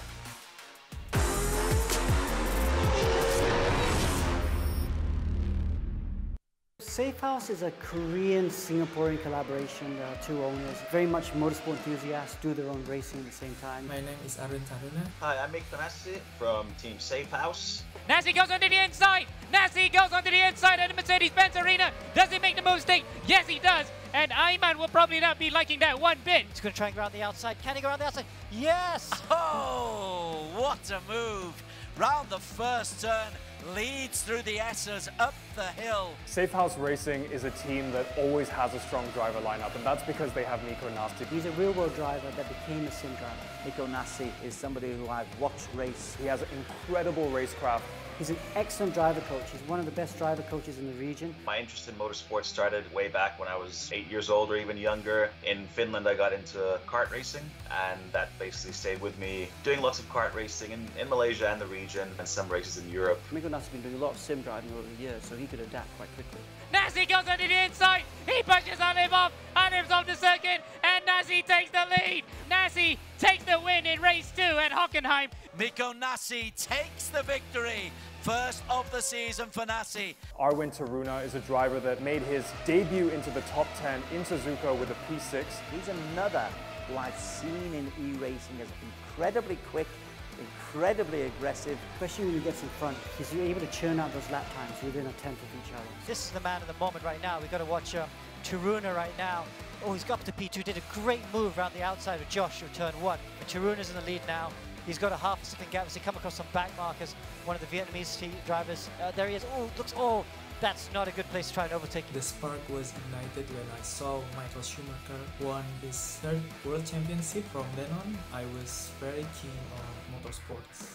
2010, I bought my first wheel. 2 years later, I found a local community called SimRacer Indonesia, and then I've been doing some leagues. He needs to get used to the car a bit more. Learn a little bit more from his teammate and put it all together. They started the season on the back foot. So he's going to be a sitting duck, and he is, as the cars just stream by him. Nasi loses out to Fadli Rakhmat and to Jason Tay. I wonder if he chose the wrong tyre, because I don't think he'd make that sort of mistake. You can't recover with a pit stop in race 1. Tell you what, Arwin Tarunya's gone past him. Lance Lau and Jay Yang have all gone past Mikko Nasi at the front, though. They didn't prepare enough before the season, didn't get the team together enough. They had last-minute driver changes at the very last minute. Sirigaya from Thailand came in last minute, and then he couldn't continue. And Arwin Taruna came in without any preparation. Season 1 is very competitive. I know there's a few new teams and really good drivers that I know from some other series that have joined in. I'm looking forward to working with Mikko Nasi. And hopefully we put on a good show.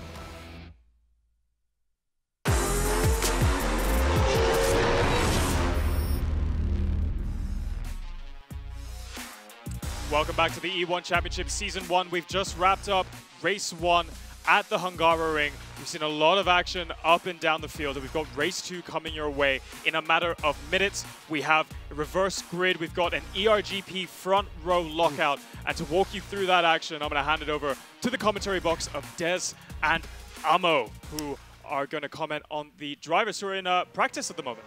Yeah, thanks very much, Daniel. Let's hope that Race 2 is every bit as good as Race 1, where we had some of the protagonists a little bit further down the field really making a play. Kalen Chin, Jason Tay, good names to look out for. Nabil, Nabil was pushed out of things. But Amo, Jason Tay, we've not really talked about him much all season. Suddenly, he's pushing for a top 5 place. Yeah, he's a dark horse for that particular fight for the top 5 positions and the final prize money paying position. So yes, he actually has a shot here of actually getting there. But with Kalen winning Race 1 and him finishing 3rd, he's dropped points already to him. So he's going to have to actually get more here in the second race to actually stand any chance of overhauling Kalen.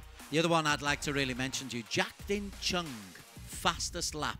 First time we've seen it. The ex-Challenger team have come in this season. We haven't really seen a vast amount from them, but Jack-Din, there he is, fastest lap. That kid's got some ability, clearly.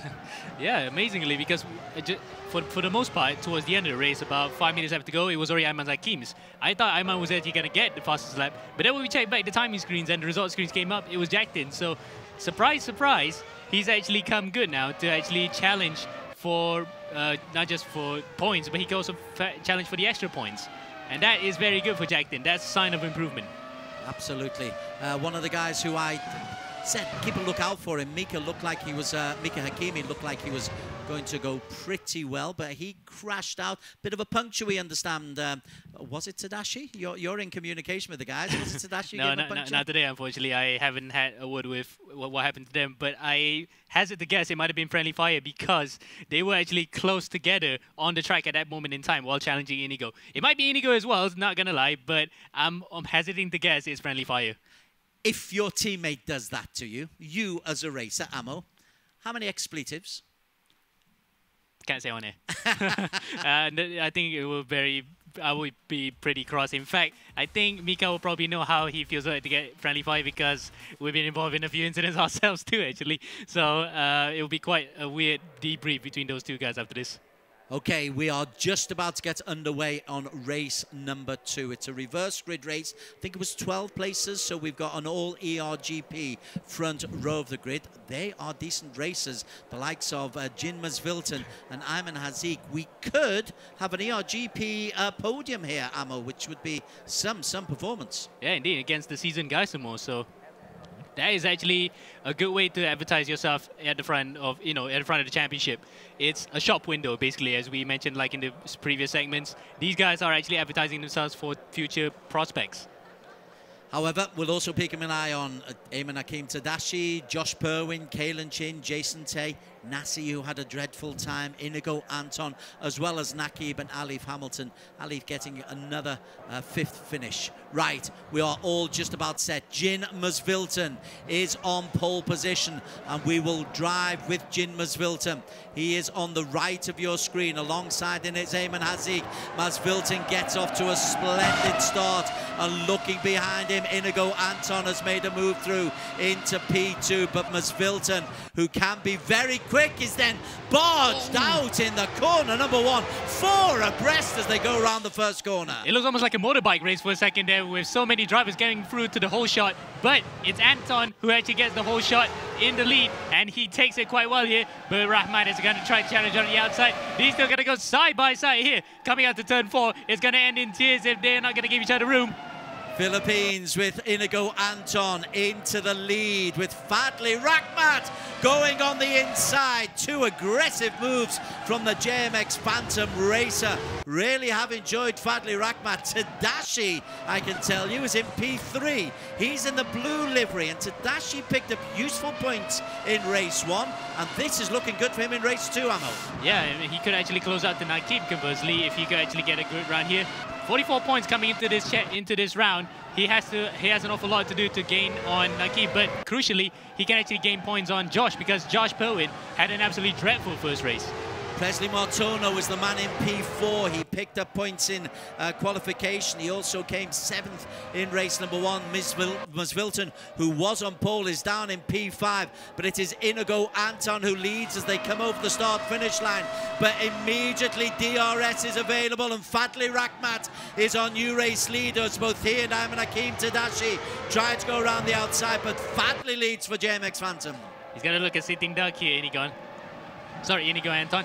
Finally then with the DRS, makes an absolutely brilliant move around the outside. Very typical here because it's such a long straight at the start-finish line. But Anton, he does have DRS. He's going to actually hold everybody up here if he loses ground on Fadli. And look at that. It's almost now a second a gap between himself and Fadli coming into turn 5. Let's look at the championship contenders. This is Presley Martono is there, but right behind Presley Martono, you have got Mohammed Alif Hamilton and Nakib Aslan. In fact, Presley has lost ground to the front of them, and look at that, both Nakib and Alif have got in front of them. So Alif in P4, Nakib in P5. For Alif, well, he just needs another comfortable... Oh, look at that. That is monstrously good. Oh, Tadashi doesn't like it. Oh, and Alif goes past 2. Anton closes the gate, but great driving. Ambitious there. He wanted to take 2 positions in 2 corners, and he nearly made it work, but unfortunately, the side-by-side contact in RaceRoom just pushed him out slightly wide, despite him being on the inside. So Anton gets back 2nd position, but all the while here, he's actually holding up the rest of them. It's big incident! Big incident coming to turn 1. Nakib hits the back of Anton, and Anton goes spinning out of the race. Nakib Aslan will pick up P3 as a result of that. Inigo Anton is out. Inigo has gone. Is he back in the race? Well, yeah, he is back there, but down to P11, Inigo Anton. That is a dreadful, dreadful moment for the Filipino. Oh man, and it's no fault of his own because he just tried to close the line on the inside. Nakib actually came steamrolling in because of the DRS, and he had no way to break because he probably thought that Anton was going to break a bit later, misjudged it and whacked at the back of him. Amazingly, his car's not so damaged despite of that collision. It's Kalen Chin who's the man in front of him. Let's move back up to the front where Fadli Rakhmat has been getting better and better and better throughout this season. And look at this, he's got a 1 second lead over Alif Hamilton and another ½ second over Nakib Aslan. He is playing with the big boys now, is Fadli. Indeed, and the fact that you can use a football analogy here, but he seems to be the form guy coming to the end of the championship. And again, one of the potential spoilers here for the championship battle up in front, but he's going to have to put that into practice right now if he can hold on to the lead from a fast charging AR Muhammad Alif.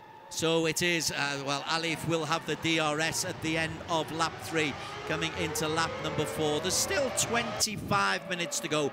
All of the leading racers are on soft compound tyres. Only Inigo Anton is on a hard compound. So even though he was bashed off, a no-stopper likely for a hard compound?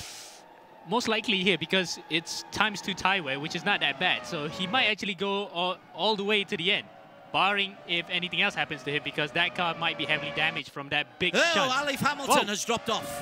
Something has happened to Mohammed Alif Hamilton. He has dropped right the way down to P9. I think he got hit there by Nakib, if I'm not mistaken, because he actually was, yeah, they were both together on the same piece of real estate and went off at turn 4. So might have been a collision there from Nakib that sent Alif into a spin. That is controversial because that's the 2 championship contenders fighting each other. Further behind, look at that. Ayman actually is trying to fend off from Presley Martono. Martono tried to look at the inside. Did he make a mistake? No, he's still in 4th place. But Ayman there defended so hard against two cars at the same time. Troy Ayman, Jason Tay, Mika Hakimi, all in that little group of 4. It is Ayman Hakim Tadashi who leads the way. He is the man in P3 in the overall championship coming into this round, but under pressure from fast Presley Martono. And Presley just waltzes past him on that home straight.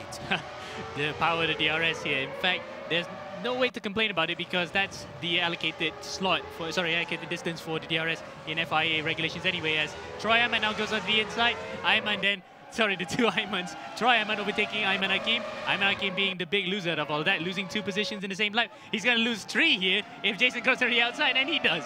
3 in a few corners. Jason Tay, I tell you what, this fella is timing his run to perfection. If he goes into the final round of the Nürburgring in this kind of form, he will be looking at a top 3 slot ahead of Tadashi. Yep, and he can also just focus on that particular race because he already dropped 1 round because he didn't start that first race of the season. And all the scores so far has been good. It's a clear indication that he is going to try to aim for the top 5. Right, so there's Jason Tay in P5, Troy Ayman in P4. That's the lime green livery. Further up, Fadli Rakhmat is still the man in the lead. We've got 23 minutes remaining. There's a long way to go. Nakib within DRS range. Nakib is having a good weekend. Oh yeah, absolutely. In fact, that first race, okay, qualifying, he qualified third, first race second. He could go for first in the second race, so 3-2-1 in one go in the weekend. That won't look too bad on his resume, and indeed on his championship charge here, with Alif struggling right now. Further behind us, Naki goes on the inside and takes the lead from Fadli. Fadli then uncharacteristically sloppy coming through turn 2. So Fadli Rakhmat loses position, but these two have got a huge lead. Nearly 4 seconds over Presley Martono. Fadli, let's see how we respond to that. He hasn't got the DRS, so Nakib is racing away on the technical side of this particular circuit. We're at the Hungaroring. It is round 7 of 8 of the E1 Championship, Season 1. Nakib Aslan needs to just hope upon hope that he can accumulate enough points to stay into contention for the final round at the Nürburgring next week. And a crucial right now because they're on the same tyres here, Fadli and Nakib. So if he pulls a bit of a gap, and they're presumably on the same strategy, barring if Fadli goes onto the hard tyres and Nakib goes soft. So we'll see first how this plays out. But right now, it's looking good for Nakib. As meanwhile, can we go to Mika Hakimi, because he started way at the back at this race and he's performed one of those Houdini-type comebacks to get back up into the top 6. There is Mika Hakimi. He's got himself into P6. It's Jason Tay who he's got in his sights, and he's got past, well, he's dragged Mohammed Alif Hamilton along with him. Alif had dropped down to P9 since when he's overtaken Tadashi, who's going backwards. Look at his face again. Can we point out his face? I think he's driving angry again, so that's why he's actually driving quite well, Mika. So from the back, after being in a potential point-scoring position, he's going to actually now try to challenge the championship leaders here. So it's interesting how his weekends can turn out bad in race 1, turn out to be absolutely great in race 2. He should probably start the back more often then if he actually drives it well. Yeah, it's easier said than done. But you're racers, you're strange people. You've worked that one out already. Mika Hakimi in P6, Jason Tay in 5, Troy Ayman 4, Presley Martono. Let's have a little look at Presley, see how fast he's going. He's lapping 118.6 consistently in the mid-118s, but under pressure from Troy Ayman. Yeah, in fact, huge pressure here. But the fact that they're not with the same Stratos team, but Troy Ayman can also help out here with the point scoring for Nakib here, if he can actually hold off the guys behind. You know, particularly Mika in the championship stakes, because we're looking at team championship as well. Stratos are a few... How many points behind? I forgot how many. It's 100. It's a lot. It's a lot. So I think if we go by permutation, maybe it's enough for Flash to actually win this, but in this run, we'll have to look back after this. Back up at the front, I can tell you, Nakib Aslan has extended his lead to just over half a second. His ambition on this last half of this 8th lap, Ammo, will it be to break the DRS, or will he want to work alongside Fadli just to make sure nobody else can get close? 5 seconds is a big gap though between themselves and Troy, so I think Nakib can just, you know, be like a hare and make a beeline for it, because this is his race to lose now. He just cannot simply lose it at this position with 25 points, and I think currently fastest lap of the race, fastest lap of the race going to Nakib, so a lot on the line here for him. He just needs to actually just sprint away at the front. I'm afraid I've got to disappoint you. Mohammed Alif has posted a 117.7. Never forget Alif. Whenever you say fastest lap, I always look to Alif to see if he's there. But Nakib leads coming through into lap 8. Has he got a 1 second lead? The answer's no. Fadli within DRS range. Yep, and not as close as previously for Fadli. So I think he's biding his time as well, trying to conserve these tyres. They're not thinking about going all the way to the end on soft tires. That's impossible because these tires just wear out so fast. But they can actually extend the stint a bit and probably can have the opportunity to use the soft tires for the second stint. So they can have the opportunity to go very aggressive on both instances. Just before we begin to get into the situation of tyre changes or maybe pit stops, let's just look around. Look at Ben Seek. He's got himself into a top 10 position. We don't spend much time with the Brunei-based team, but Ben is doing pretty well there. Top 10 would be his best result of the campaign if he can hold on. Yeah, in fact, he started from 16th to get up to the top 10. Maybe he was a beneficiary of certain events that happened to the front, to the guys in front, most notably what happened to Inigo Anton being taken out by Nakib. Oh, wait, which brings back to the point. Nakib might be penalized for that incident. So finally now will be looking good for the win here. Yeah, you're quite right. Nakib has been quite aggressive so far. We'll worry about that one, though, or we won't worry. We'll let the race control worry about that one, but it could have an influence. Other people to look out for, Jack-Din Chung in P13. Jack-Din had a fastest lap in race number one here. Here, he hasn't been able to get closer, 1:21, but he's inside the top 15 as well. Under pressure, though, from Josh Perwin. Perwin then trying to overtake on the inside, coming through turn 12. That's almost possible as Jack-Din runs a bit wide there. Can Josh go on the inside? You bet, he tried there, but Jack-Din closed the door on Josh, and the two remain where they are. But we had to point out Josh Perwin, though. He's not having an absolutely great run. In fact, he's going to walk away with potentially only just 2 points if he finishes 14th. Exactly. This could well be his drop round, but he's already had one poor round of 2, so it could be a bad weekend for Josh Perwin and the Black Arts team. Again, just before we get into the pit stops, Long, the best of the Vietnamese, he's down in P21 at the moment, but in a little race of his own. He's a long way behind Jay Yang, a long way in front of Leona Chin. Just got to be consistent, I think, as Longley. Yeah, and looking at where he is right now, they have no opportunity for points unless certain things happen to the guys in front. But at the moment, at least, he's in a very lonely race in 21st. Presley Martono is out of the race. Presley Martono, that doesn't look like a pit stop to me. It looks like the soft compound of Presley Martono has gone. Nakib retains the race lead ahead of Fadli Rakhmat, Troy Iman, Jason Tay, Alif Hamilton, Mika Kimi and Tadashi. Setting a little bit of a rhythm here. We had a bit of argy-bargy in the first 50 minutes. We're coming to the halfway point of the race now. It seems as though the drivers are just settling in before they come into their pit stops. And it'll be interesting as, oh, speaking of pit stops, there's Ayman Hakim coming in very early, in fact. Ayman Hakim, Tadashi in the pits. Mika Kimi, I think, might have gone in the pits as well, as Tadashi comes out. So Tadashi comes out on a medium compound. Surely not. Yeah, yep. Tadashi's coming out on a medium. Actually, that can go all the way to the end. It's no problem because we know that the softs, according to Kalen's testimony, it actually turns 0 at the final lap. So I think there's actually a good move.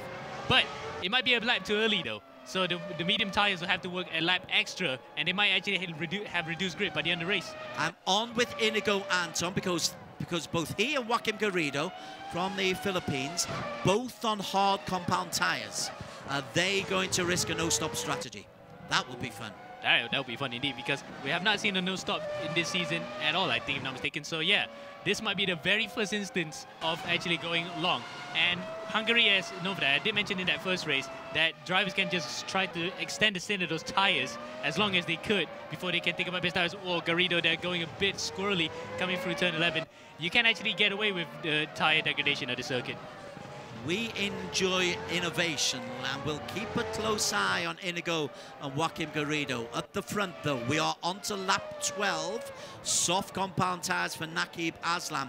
We're just beyond the halfway mark. So this lap after, perhaps, to come in for the pit change? Maybe.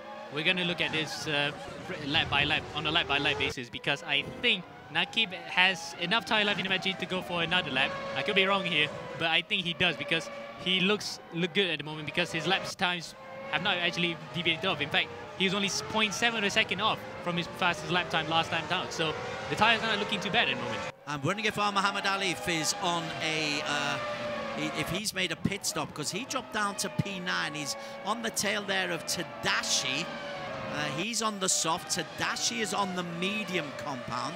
They're on the same lap, so both must have gone in fairly early, but a different choice of tyre.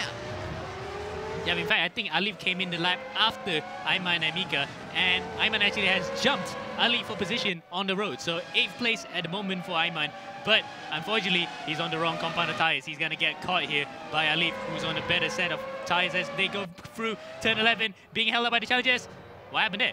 Oh, that's actually Fali. Fali going into the pit. So I thought for a second that was actually Alif out of the race. No, Nakib is leading the way. Fadli is in the pits. Nakib is just leading as they come out. Now, will they still be leading? The answer is... yes. Yes. So Inigo is now in P3. So the gamble probably won't work because Nakib on soft compounds, Inigo Anton, well, there he is behind Fadli Rakhmat. Whoa. If he is trying to go for a no-stopper, he's going to be on dodgy tyres. Well, speaking of dodgy tyres, Fadli there with a very dodgy driving because, not dodgy driving in a bad way in terms of disciplinary actions, but he is on fresh tyres here as coming out of the pits. Looked like he had no grip for a second. The car nearly stepped out a bit. And Anton here on hard tyres, looking a bit more stable than him. P3 though for Inigo Anton. Fadli Rakhmat in P2. Nakib Aslan is the man who is in the lead. He's posted, it's still not the fastest lap. Fastest lap is a 1:17.7 by Alif. I think he's going to go for it. I think he's going to go for a fastest lap here just to nick a bit of more points away from Alif, with Alif not even in the top 5 at the moment. So looking good so far. He can actually just slash that gap, but at least under about 75 points coming into the final round, with more than 115 at stake now he's taken for the final round of the season. So he's looking good at the moment here to reduce that gap. But he could have probably wished that he done that sooner in the early part of the season, where Alif was dominating so much in the first 3 races of the season.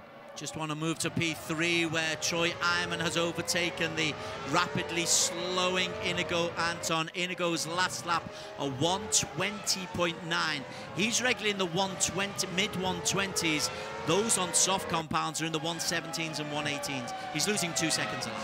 The delta is too much here. I think the GT Radio ERacing guys might want to bring him as soon as possible, because the more he's actually hemorrhaging time, the more likely he's going to finish outside even of the top 15. And he's done a great job to recover here to get back up where he was at the start of the race. But unfortunately, the tyres that he's on right now is not going to do the job for him.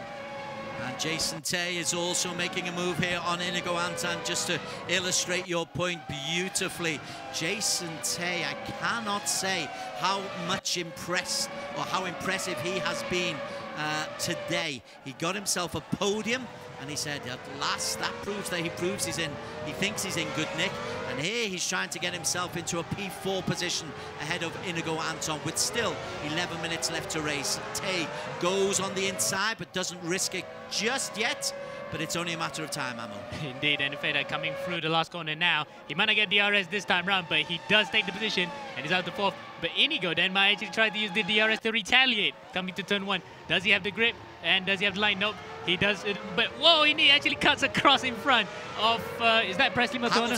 Hamilton. Oh, it's Alif. Alif nearly got wiped out there by Inigo for a second. That would have provided him quite a scare because he didn't expect him to cut back across the line, the racing line coming to turn 1.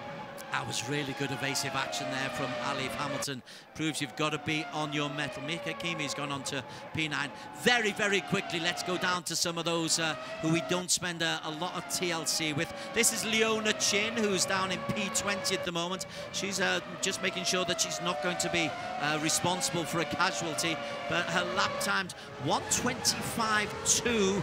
She's averaging the 1:25s, which it's a long way off the race leaders, but very respectable in its own right, Amo. And it's decent because as long as we've been at 110%, I'm actually laughing out right now that particular background that they're using here. It is a green screen, and it has a bit of an alien vibe to it, to be honest, because I thought for a second she was actually somewhere in outer space or on top of UFO, but it is what it is, wearing the deal with it specs too. So great little Easter egg there for us to watch as she drives around the track. I don't know if she can actually see well through those glasses.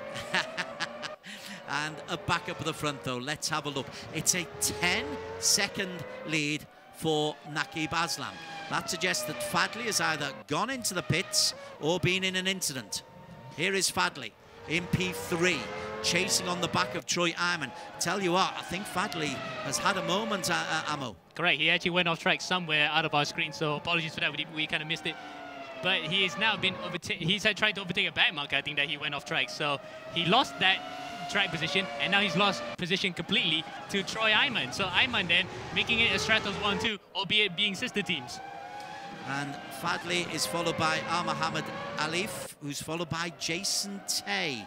We are into the final 9 minutes. Naki Baslam doing all he can to secure at least second spot in the overall championship standings, trying to just nip into that lead for Alif, but Alif is just like a machine. And Alif in P4, he had a what did Alif have? P5 in race 1, P4 in race 2, and we're saying that's a bad weekend. By his standards, it might be a bad weekend, because knowing the fact that Nakib will go for 3rd, 2nd, and 1st, even with a penalty right now, he will still be leading, winning the race, because he's over 10 seconds ahead of Troy Iman. So it has worked out brilliantly for him. What Alif's got to be careful of is that he doesn't let Jason Tay pass, saying, there you go, teammate. I wonder how Race Control would say that, because Race Control are being pretty strict at the moment about ensuring everybody is competitive in their racing. Yes, this brings back to the point that Alex actually might have spoken to the drivers before the briefing here about disciplinary stuff, where if we see drivers intentionally slowing to actually reduce their balance for the final run, the stewards might actually come in hard on these guys. So we're looking out for if there's anybody trying to sandbag, but at the moment at least they're driving honestly right now, and Alif in 4th position will not be thinking about doing that to jeopardize his championship hopes in the final round of the championship. Indeed, he's far too professional, far too good to do that. Right then, let's have a look at the work of Josh Perwin, because Josh had a disastrous race 1. He's not having a particularly good race 2, Amo. He's down in P9, but 23 seconds adrift of Kalen Chin in P8. Talk about a difference between two Aussies. One guy has won the race. The other guy, who is trying to challenge for the championship early doors in the season, has actually not materialized that well, although he is in 4th place right now. He's not had a good run this time. In fact, we're viewing both Kalen and Josh just to show to illustrate how different they are feeling right now. Kalen, he's going to drop out the top 5 in the overall championship standings, because Kalen and Jason Tay and Inigo have had decent rounds. Yeah, Kalen looking very serene up in the top 8. He's in 8th place right now, in the top 10. Josh cracking a bit of a smile, but he knows full well that this run has been disastrous for him. Okay, we've got to take you back up to the front, because Naki Baslam is, well, if he was responsible for some incidents, was it 5-second penalty, 10-second penalty? Because he's 11 seconds clear. So he's actually got that buffer of either the 5 and the 10. He can't get any worse than that, because it is pretty much a racing incident up to that point. If you want to give a 30+ second penalty, it might have been something monumental, like he intentionally took out another driver. But in this case, that looks like he misjudged his braking, hit the back. It was a bit clumsy, but overall, he's gotten away with it. 5 seconds, 10 seconds, it won't matter now. The win is his, and he could keep it up here at the front, and crucially, fastest lap of the race as well. He has indeed, 1:17.0. That is seriously quick. It is 5/10 quicker than anybody else. Naki Baslan hasn't given up this championship, has he? I may be talking him down, but he isn't. Nope, you can't take a man lying down and try to actually beat him up for that. He is going to stand up and try to fight all the way to the end. Being reigning champion, of course, that's why he's carrying the number 1 in his car. But that opportunity of winning the championship might be a bit slim coming to the final round. He's got a lot of work to do. He needs to hope that Alif will have a disastrous Nürburgring round to actually have an opportunity. And even then, he has to wait, hope that his drop score is going to hamper him as well. Double points available at the Nürburgring, as Amo just suggested. Jason Tay in P5 is closing in on Mohammed Alif Hamilton. Fadli Rakhmat is the man in P3. He's not too far behind Troy Iman, but Troy has been able to stretch away. Troy's last lap of 1:17.8, a full 10th faster, oh no, a 10th slower than Fadli. So how has Troy been able to pull a 1.5 second lead over Fadli Rakhmat? Looking at the incident log again, I think, yeah, he might have fallen off the pace somewhere. He might have made a mistake. He didn't go completely off track, but 1 or 2 mistakes was enough to actually hamper him, and now he's actually lost the DRS to Troy Iman. So he's going to have to look behind him now, as opposed to looking forward in trying to attack for second position. He's going to have to watch over his position on the final place of the rostrum. And behind him, it's a young fella called Muhammad Alif Hamilton. We call him Hamilton because he's quite some racer. It's his nickname. But the Singaporean is the championship leader, 4th place here, carrying a lot of ballast. Championship leader will carry a lot of ballast into the final round as well, but it doesn't seem to be hampering him too much. No, sirree. I mean, in qualifying, it did hamper him a bit because that's why he didn't qualify in the top 5. He was 8th fastest in qualifying. That first race was a bit difficult for him, but he managed to make his way up to the top 5. Now he's up to 4th, so a bit of a recovery job this weekend, to be honest. He's trying to do damage limitation as opposed to what Nakib is doing, which is a demolition job at the front to gain points on him. What Alif is doing right now is just to actually secure himself for the final round of the championship, and he's in good shape at the moment, not gonna lie. Okay, right, 3 minutes or so remaining. Let's just check in on Ayman Akeem Tadashi. Tadashi 3rd in the championship standings before this round. However, he didn't do particularly well in qualification. He got a P6, 10 points. He's P7 here. Will that be enough to hold on to P3? Yeah, it probably will, actually. Interesting, a bit of team orders, I think. No, that says actually Mika going extra defensive onto the inside. Almost Michael Schumacher pushing Rubens Barrichello to the wall style there for a second. But yeah, Mika just didn't want to give away. I thought for a second he was going to give Ayman away to actually, you know, implement team orders. Just moving away from that RSG battle, which is for P6. Fadli Rakhmat is under real pressure from Alif Hamilton. Indeed, Alif goes around the outside. Alif doesn't quite make it. Fadli holds on as they come onto the chicane, and that is good from Fadli. Jason Tay has a little look on the inside as well, but Alif Hamilton into P3 ahead of Fadli and Jason Tay. A little bit confusing. The liveries are all the same, or the liveries are very similar, but it's a flash leading from JMX and a flash in P5. 3 papayas in a row because of the papaya orange color in reference to McLaren's traditional colors here. But Alif then looking very good here for the final championship. A podium at last in this round at least to actually just secure a buffer for the final round of the championship. And Jason then will try to follow suit here because for the team's championship, this might actually clinch it for them. It certainly might, and Fadli Rakhmat is suddenly under intense pressure. He is the meat in the sandwich between Alif Hamilton and Jason Tay. There is the view that Jason Tay has of the rear end of Fadli Rakhmat. We are on the penultimate lap. There will be this lap plus 1 more. Nakib, massive lead ahead of Troy Iman. It's a good day for Stratos. Even, as you say, even if it's the sisters.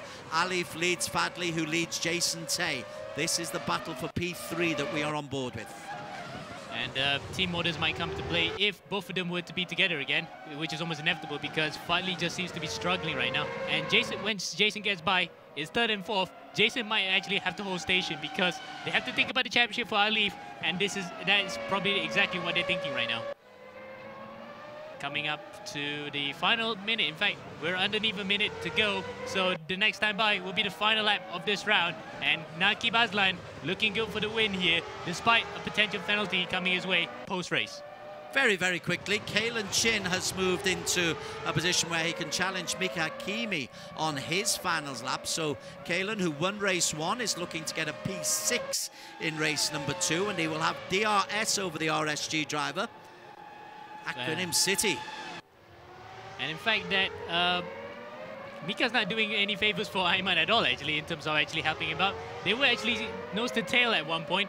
Ayman had DRS. He could have overtaken Mika if Mika gave away, but Mika has now costed them 2 positions in essence because Kalen has jumped both of them now to 6th place. So Kalen Chin, really good day at the office for him. As Fadli Rakhmat in P4, under pressure from Jason Tay. Now Fadli just tried to defend. There's double contact there. Fadli, it's Fadli who's knocked out and off his stride. Jason Tay's got ahead of Alif. Because it's the puncture for Alif. And whoa, Jason, is that Alif spinning? It is. Alif has spun. He's actually gotten a puncture. Wow. What an absolutely turn up for the books as Nakib comes around the final corner here to take victory in race 2. Nakib Aslan takes the victory. Troy Iman P2. Jason Tay, a great result for him ahead of Fadli Rakhmat in P4. But Alif Hamilton, will he stagger over the line? There is the answer. Stagger. Whoa. Oh, can he hold on? Oh no, he spun it. He's So- actually dropped it.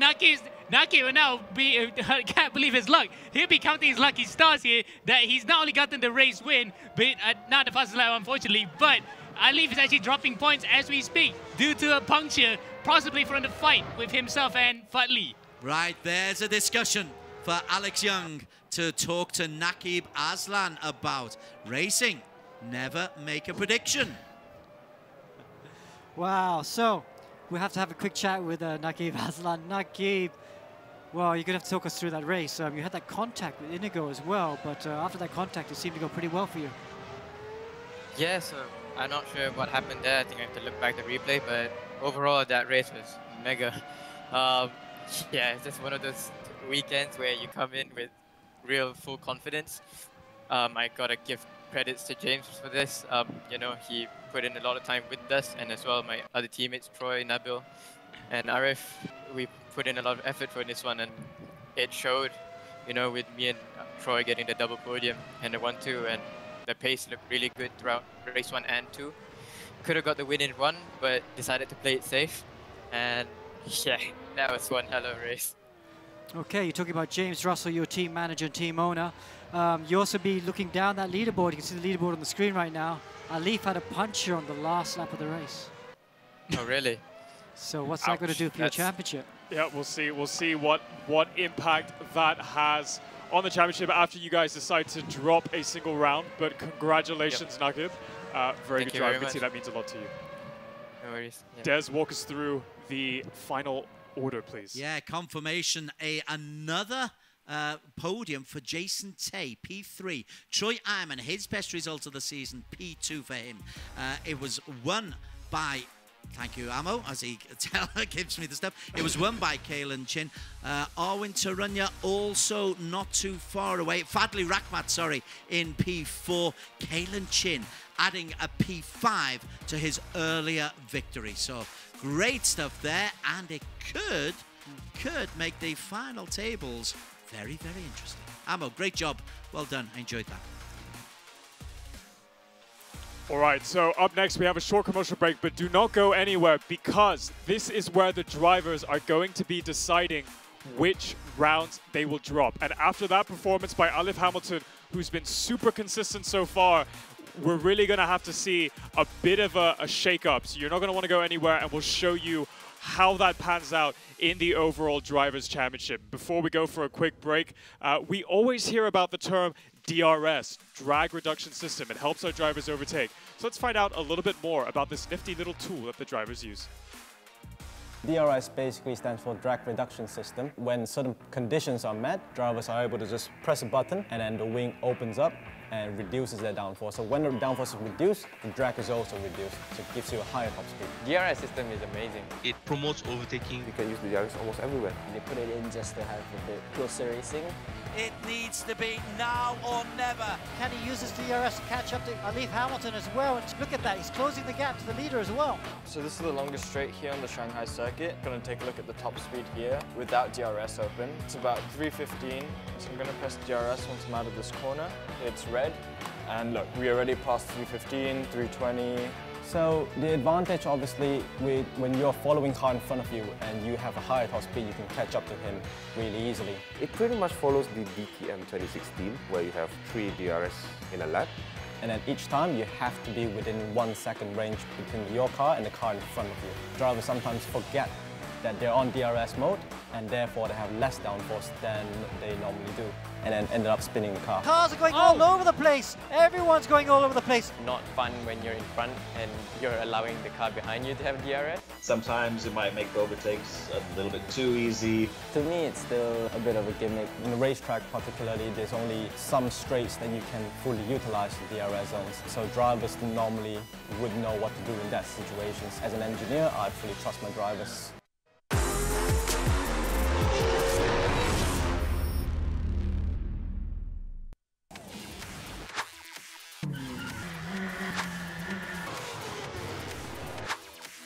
My name's Inigo Anton. My name is Joaquin Garrido. I'm Mark Goddard, team principal of GT Radio Eurasia. We're a Philippine-based team. We're a real-world team, probably one of the most successful in the region. And we also have raced globally. And so we're a mix of real-world and sim racing. GT Radio Eurasia is very interesting because both their drivers come from motorsports backgrounds. They've just recently come into Sims, and it was surprising to see how quick they were. Inigo Anton is leading a little train of 3. It is Joaquin Garrido from the Philippines. Inigo, we have known of him. His father, Carlos Anton, was racing at the same time as I was racing before. They found me out after I joined Alex Young's ERGP. Joaquin, we actually discovered really through ERGP and local sim races. Mark, he gave me a call one day. He was like, do you want to join us in the E1 Championship? I was not hesitant just to say yes. My motorsport interest has always been with me since I was born. My dad being a national champion here in the Philippines, it was looking like I was also wanted to be into racing. Hi, I'm Carlos Anton, and I'm the father of Inigo Anton. I'm a businessman, and our passion is racing. Hi, I'm the mom of Inigo. I'm a dance teacher. I'm also a racer, used to be. If it was up to us, then we wouldn't have wanted him to get into racing. But at 1 year old, you wouldn't really know what trophies are or cars. You know, his first words were broom, broom.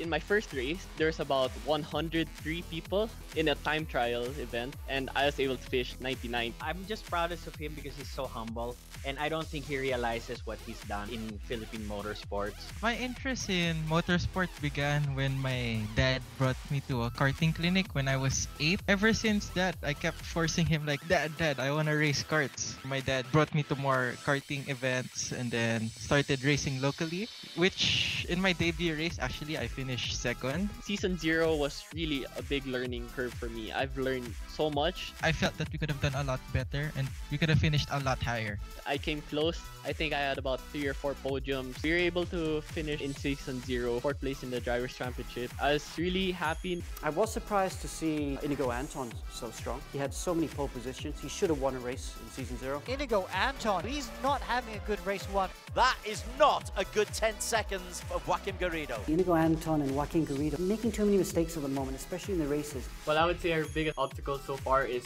trying to keep up.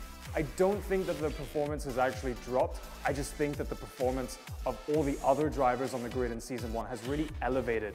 5th place is just around the corner. I know it's about 16 points, the difference, so I know I could do better, and I know that I can be the top 5 again.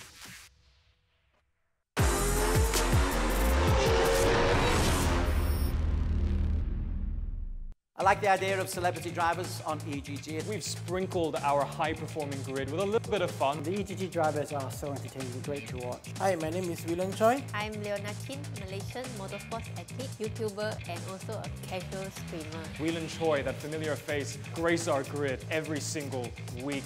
I start driving at 11, I think. So my dad teach me how to drive in the empty land. Then after that, join a 4x4 team. I follow my auntie. We drive a Triton all the way to Cambodia. Then drive back in 3 days. After so many years, I a bit off with cars because I don't have the chance to touch it. After that, I get a Hilux. I started the YouTube channel. The first day, we upload the video around 200k view. So I do one more video, 6 hour, 800k view. Man, this is the thing. Okay, keep it on. So until today. And then Jason told me, hey, Alex Young have a race called E1. Want to join? Not bad, I can join now. Right? As for Leona Chin, she drives a damn sight better than I do. She's obviously a drifting queen. We know all about that. The passion for motorsport started when I was 16 years old because of a group of friends, mostly guys. They would mostly play car games and also go for car shows. So that sparked my interest into cars. 2 years ago, I got approached by Alex Young. He was having a new championship coming up. He wants a girl to join in the race to show those can drive as well. I was really excited. It's a great way to learn from the top of the sim racing drivers. So that's why I joined E1 Championship. Season 0 was more of a fun thing. I took it as really like a training ground. The kind of you die, I die lah. That kind of thinking. So I jump in, I drive on it. this round, season 1, they are more aggressive. I saw their level. Wow, I really need to practice hard. I'm really slow in the race, but I try my best to practice. Overall, you have to one level up to keep up with them because they keep going. If you stay there, you're getting lower. Hopefully we'll see some more celebrity drivers come and join the fun as well. We need to pick celebrity drivers that can be quick and can race with these drivers.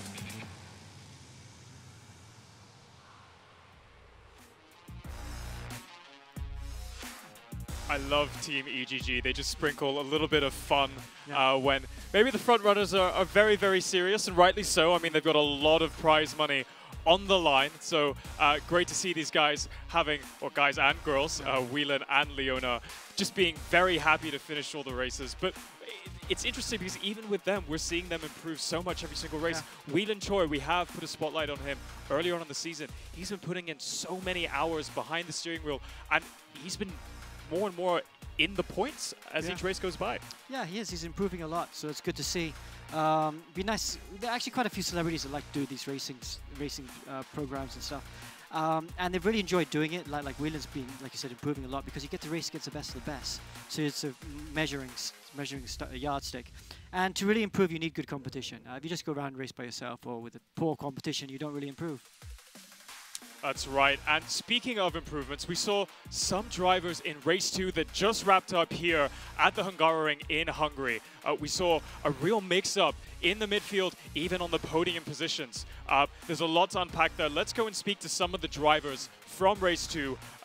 Let's start with Troy Ayman of Scuderia Stratos. Troy, you've got the green back on the podium. You were just behind your sort of teammate, Nakib Aslan. You must be happy with that comeback to be on the podium. Walk us through your race. Yeah, well, where can I start? It was a crazy race because race 2, I had a chance to start on P4, and that gave me a chance to fight for pole, but I got caught up in the incidents in the first 2 laps, and that dropped me back down all the way to P10, so it wasn't ideal, but I managed to fight my way up to P2. So thanks to the strategies that James has come up with during the practice, and it helped me to get up to P2. So walk us through a bit of that argy-bargy that walked on for some of the viewers that may have missed it, because there was a lot going on. There were points where you guys were 4 or 5 wide. It looked like a MotoGP race. Do you recall those key moments in those battles? Yeah, I do recall some of the key moments. I remember I was stuck in between a lot of cars, and I had nowhere to go, and that just pushed me off into the side, and yeah, that was probably what happened.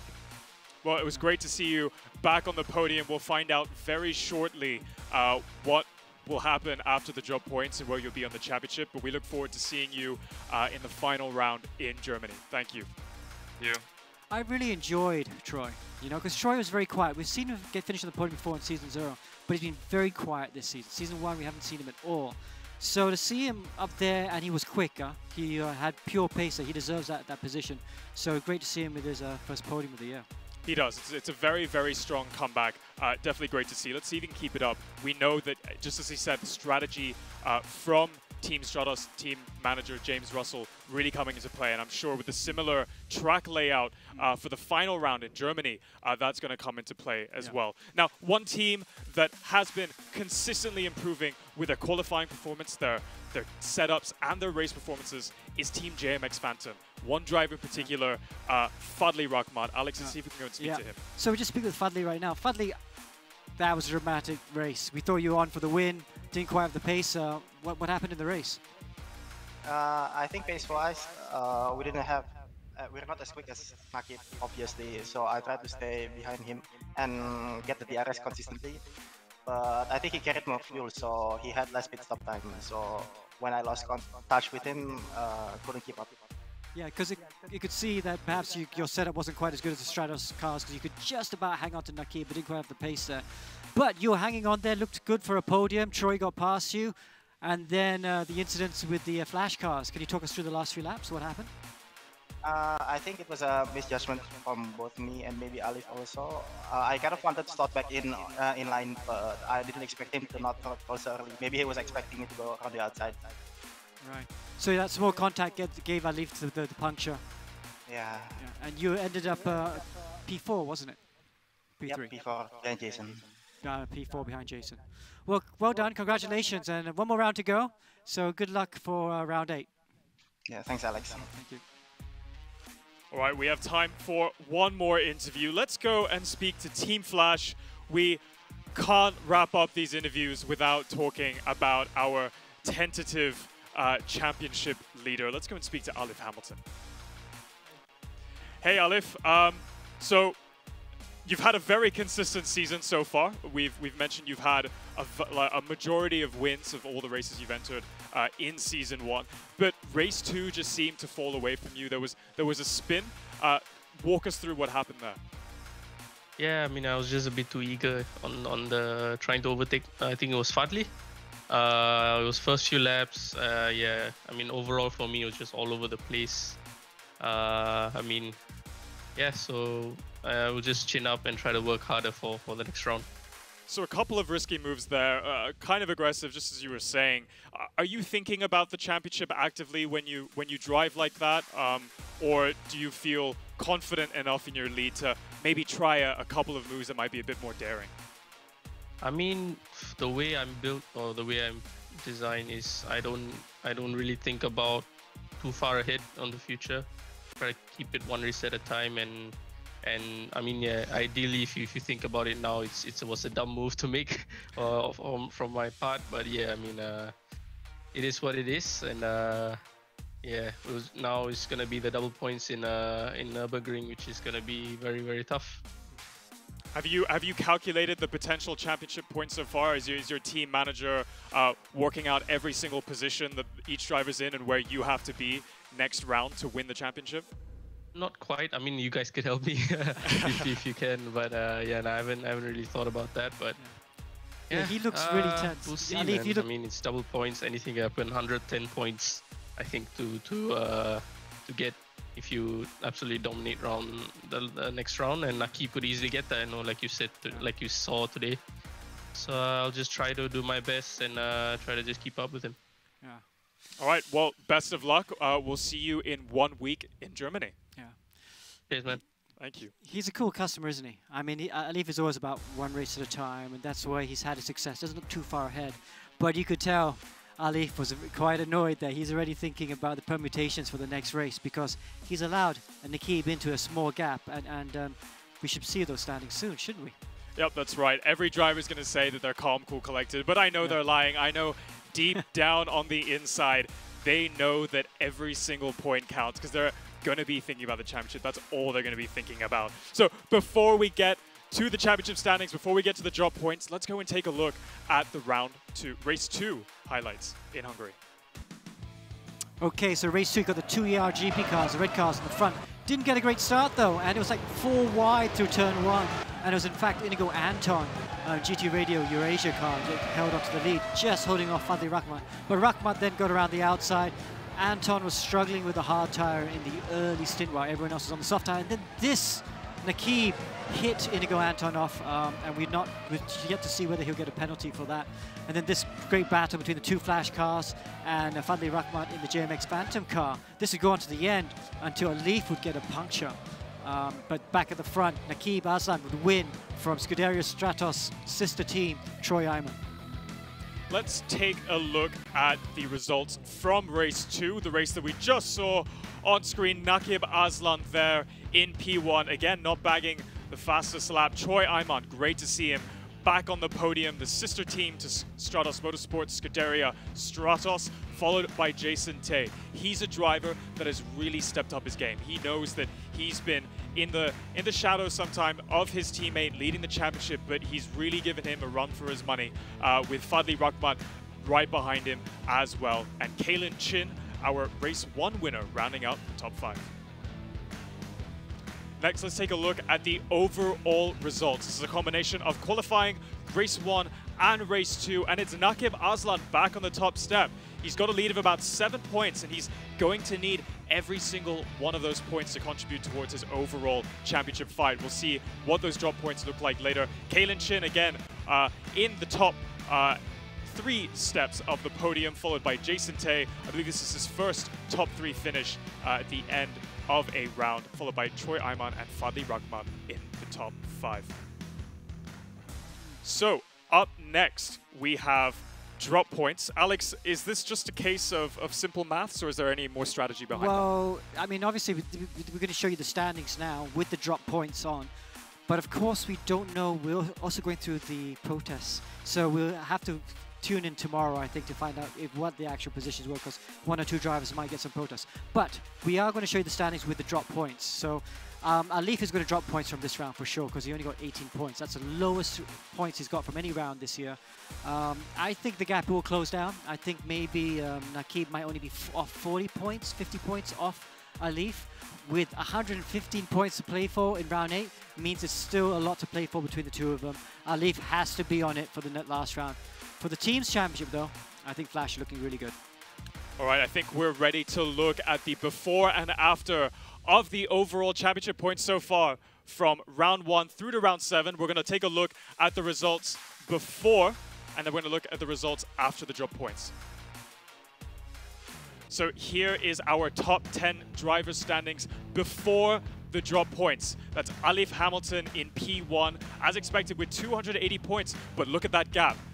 It's a narrowing gap by Nakib Aslan, our Season 0 championship winner. He's catching up, and after the drop points, I think we're going to see that delta decrease even more. Ayman Akeem, he's going to be really happy with a P3, but he's going to know that he probably should be a little bit closer to P2 had he not been making those mistakes early on in the season. Kalen Chin, very happy with that P4. He was saying earlier on, he knows that there's prize money at stake, and he's just earned himself an extra $1,000 US by getting a little bit higher in the overall championship standings. So here's a look at our top 10. Let's shift the order up a little bit. Let's drop some points. So after you drop the points, look how close that gap is there. That's 40 points. No, sorry, 30 points between the front two. 29 points exactly. So 29 points between the front two means it's all to play for. That's going to be an extremely intense race for round 8. I tell you this, because, you know, don't forget, Alif will have 15 kilos of success ballast. Nakib Aslan have 14 kilos of success ballast in round 8, so it's going to be super close to this. And of course, a bit further back, that fight for 3rd position. Look at that, Ayman Akeem, Kalen Chin, Jason Tay, and you can't discount Josh Perwin, Mikko Nassi, or Inigo Anton, or Fadli Rahman. Actually, anywhere there between 3 to 10 can finish, is fighting for that 3rd position in that championship. So we are in for a super exciting round 8, I feel. That's right, we're going to have 2 very distinct battles when we go into the grand finale next week at 9 p.m. on the EGG network. We're going to be racing at the Nürburgring in Germany. It's a very technical track. It's very similar to Hungary and the Hungaroring, the track we just raced at, a little bit more complicated. Alex, walk us through this stellar circuit. Okay, so we're running on the Grand Prix track. Actually, it's kind of a typical Formula 1 track, 5.1 kilometers there. There's a very technical Sector 1 with very, very slow corners. And then the rest of the track is pretty typical. You've got the Dunlop corner, the long hairpin, then the Schumacher S's. So it's a track steeped in history. And of course, don't forget, double points. I just want to bring it to that opening section there. Those opening few corners are so incredibly hard. If any of you have the opportunity to drive a racing sim, put on the Nürburgring, and just try and get through there as fast as you can. There's a lot of turning, a lot of braking while almost turning, and you're gonna almost spin. So try it out, it's very, very difficult. What's gonna make this championship even more difficult, of course, is the double points. As we just discussed, it means that it's anybody's fight for the championship, for P2, for P3, for P4, for P5. So that is $15,000 up for grabs to anybody in the top 10. I think that's really, really exciting, Alex. Yeah, super All right. exciting. Before we wrap up, let's go and take a look at the top 5 drivers in the championship and the top 5 teams in the championship. Here is a look at our top 5 drivers, and it's Alif Hamilton, the usual suspect, in first, but this time without his usual comfortable margin. There's only about 29 points between him and Nakib Aslan.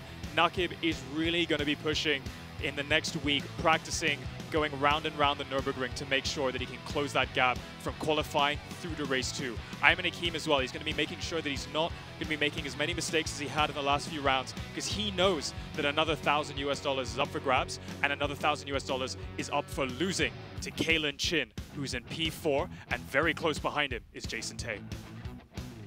Next, let's take a look at the team championship standings. Team Flash, slightly more comfortable in the lead in comparison to the Drivers' Championship, but still, never say never. We know that that brotherly duo of Nakib and Nabil Aslan at Stratos Motorsports can get up to some incredible things, and I think that the Nürburgring may be a track that they're very strong on. Team RSG as well.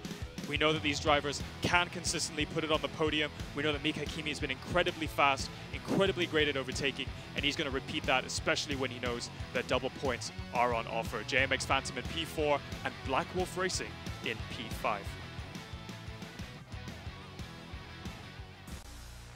All right, so Nürburgring next week. Predictions? I think it's going to be a very hairy race. The Nakib Alif battle is what we're all interested in, because Nakib's actually in ERGP race in the global edition we had last year, he lost to Nakib. Nakib lost to Alif. All three championships they contested together, just by 1 point, 2 points. They were tied on points in one of them, but Nakib's never beaten Alif. So he's going to be very focused, but Alif obviously is going to go into that final as the favorite, and they're going to be doing a lot of practice over this next week. A lot of practice. Very quickly, I'm going to take it over to Des and Amo. Just give me your top 3 predictions for next week. Give it the commentator's curse. I'm not going to give you a prediction, but what I'm going to say that even if Alif Hamilton gets a 2nd and a 3rd next week, if Nakib wins both, the double points means Nakib would be champion. Wow. Amo, you want to give it a prediction? I'll go what Des says, actually, because I don't want to become that kind of person that makes the prediction and it goes horribly wrong. So I will just go with the old steady head that he gives the word of wisdom. So yeah, I'll go with that. We just want the championship to be as dramatic as possible at the very last. That's right. Well, predictions and the commentator's curse are part of our privilege of being here in the commentary box. But that's all we have for tonight, folks. Don't forget, the grand finale of E1 Championship Season 1 happens next week on the EGG Network, same time, same place, Wednesday at 9 p.m. Don't forget to follow us on our social media pages as well. That's the E1 Championship and the EGG Network on Facebook. Thank you so much for joining us. My name's Daniel Woodruff. Thank you to Alex, to Des, and to Amo in the studio with us. We will see you next week. Thank you, and stay safe. Bye-bye. Good night.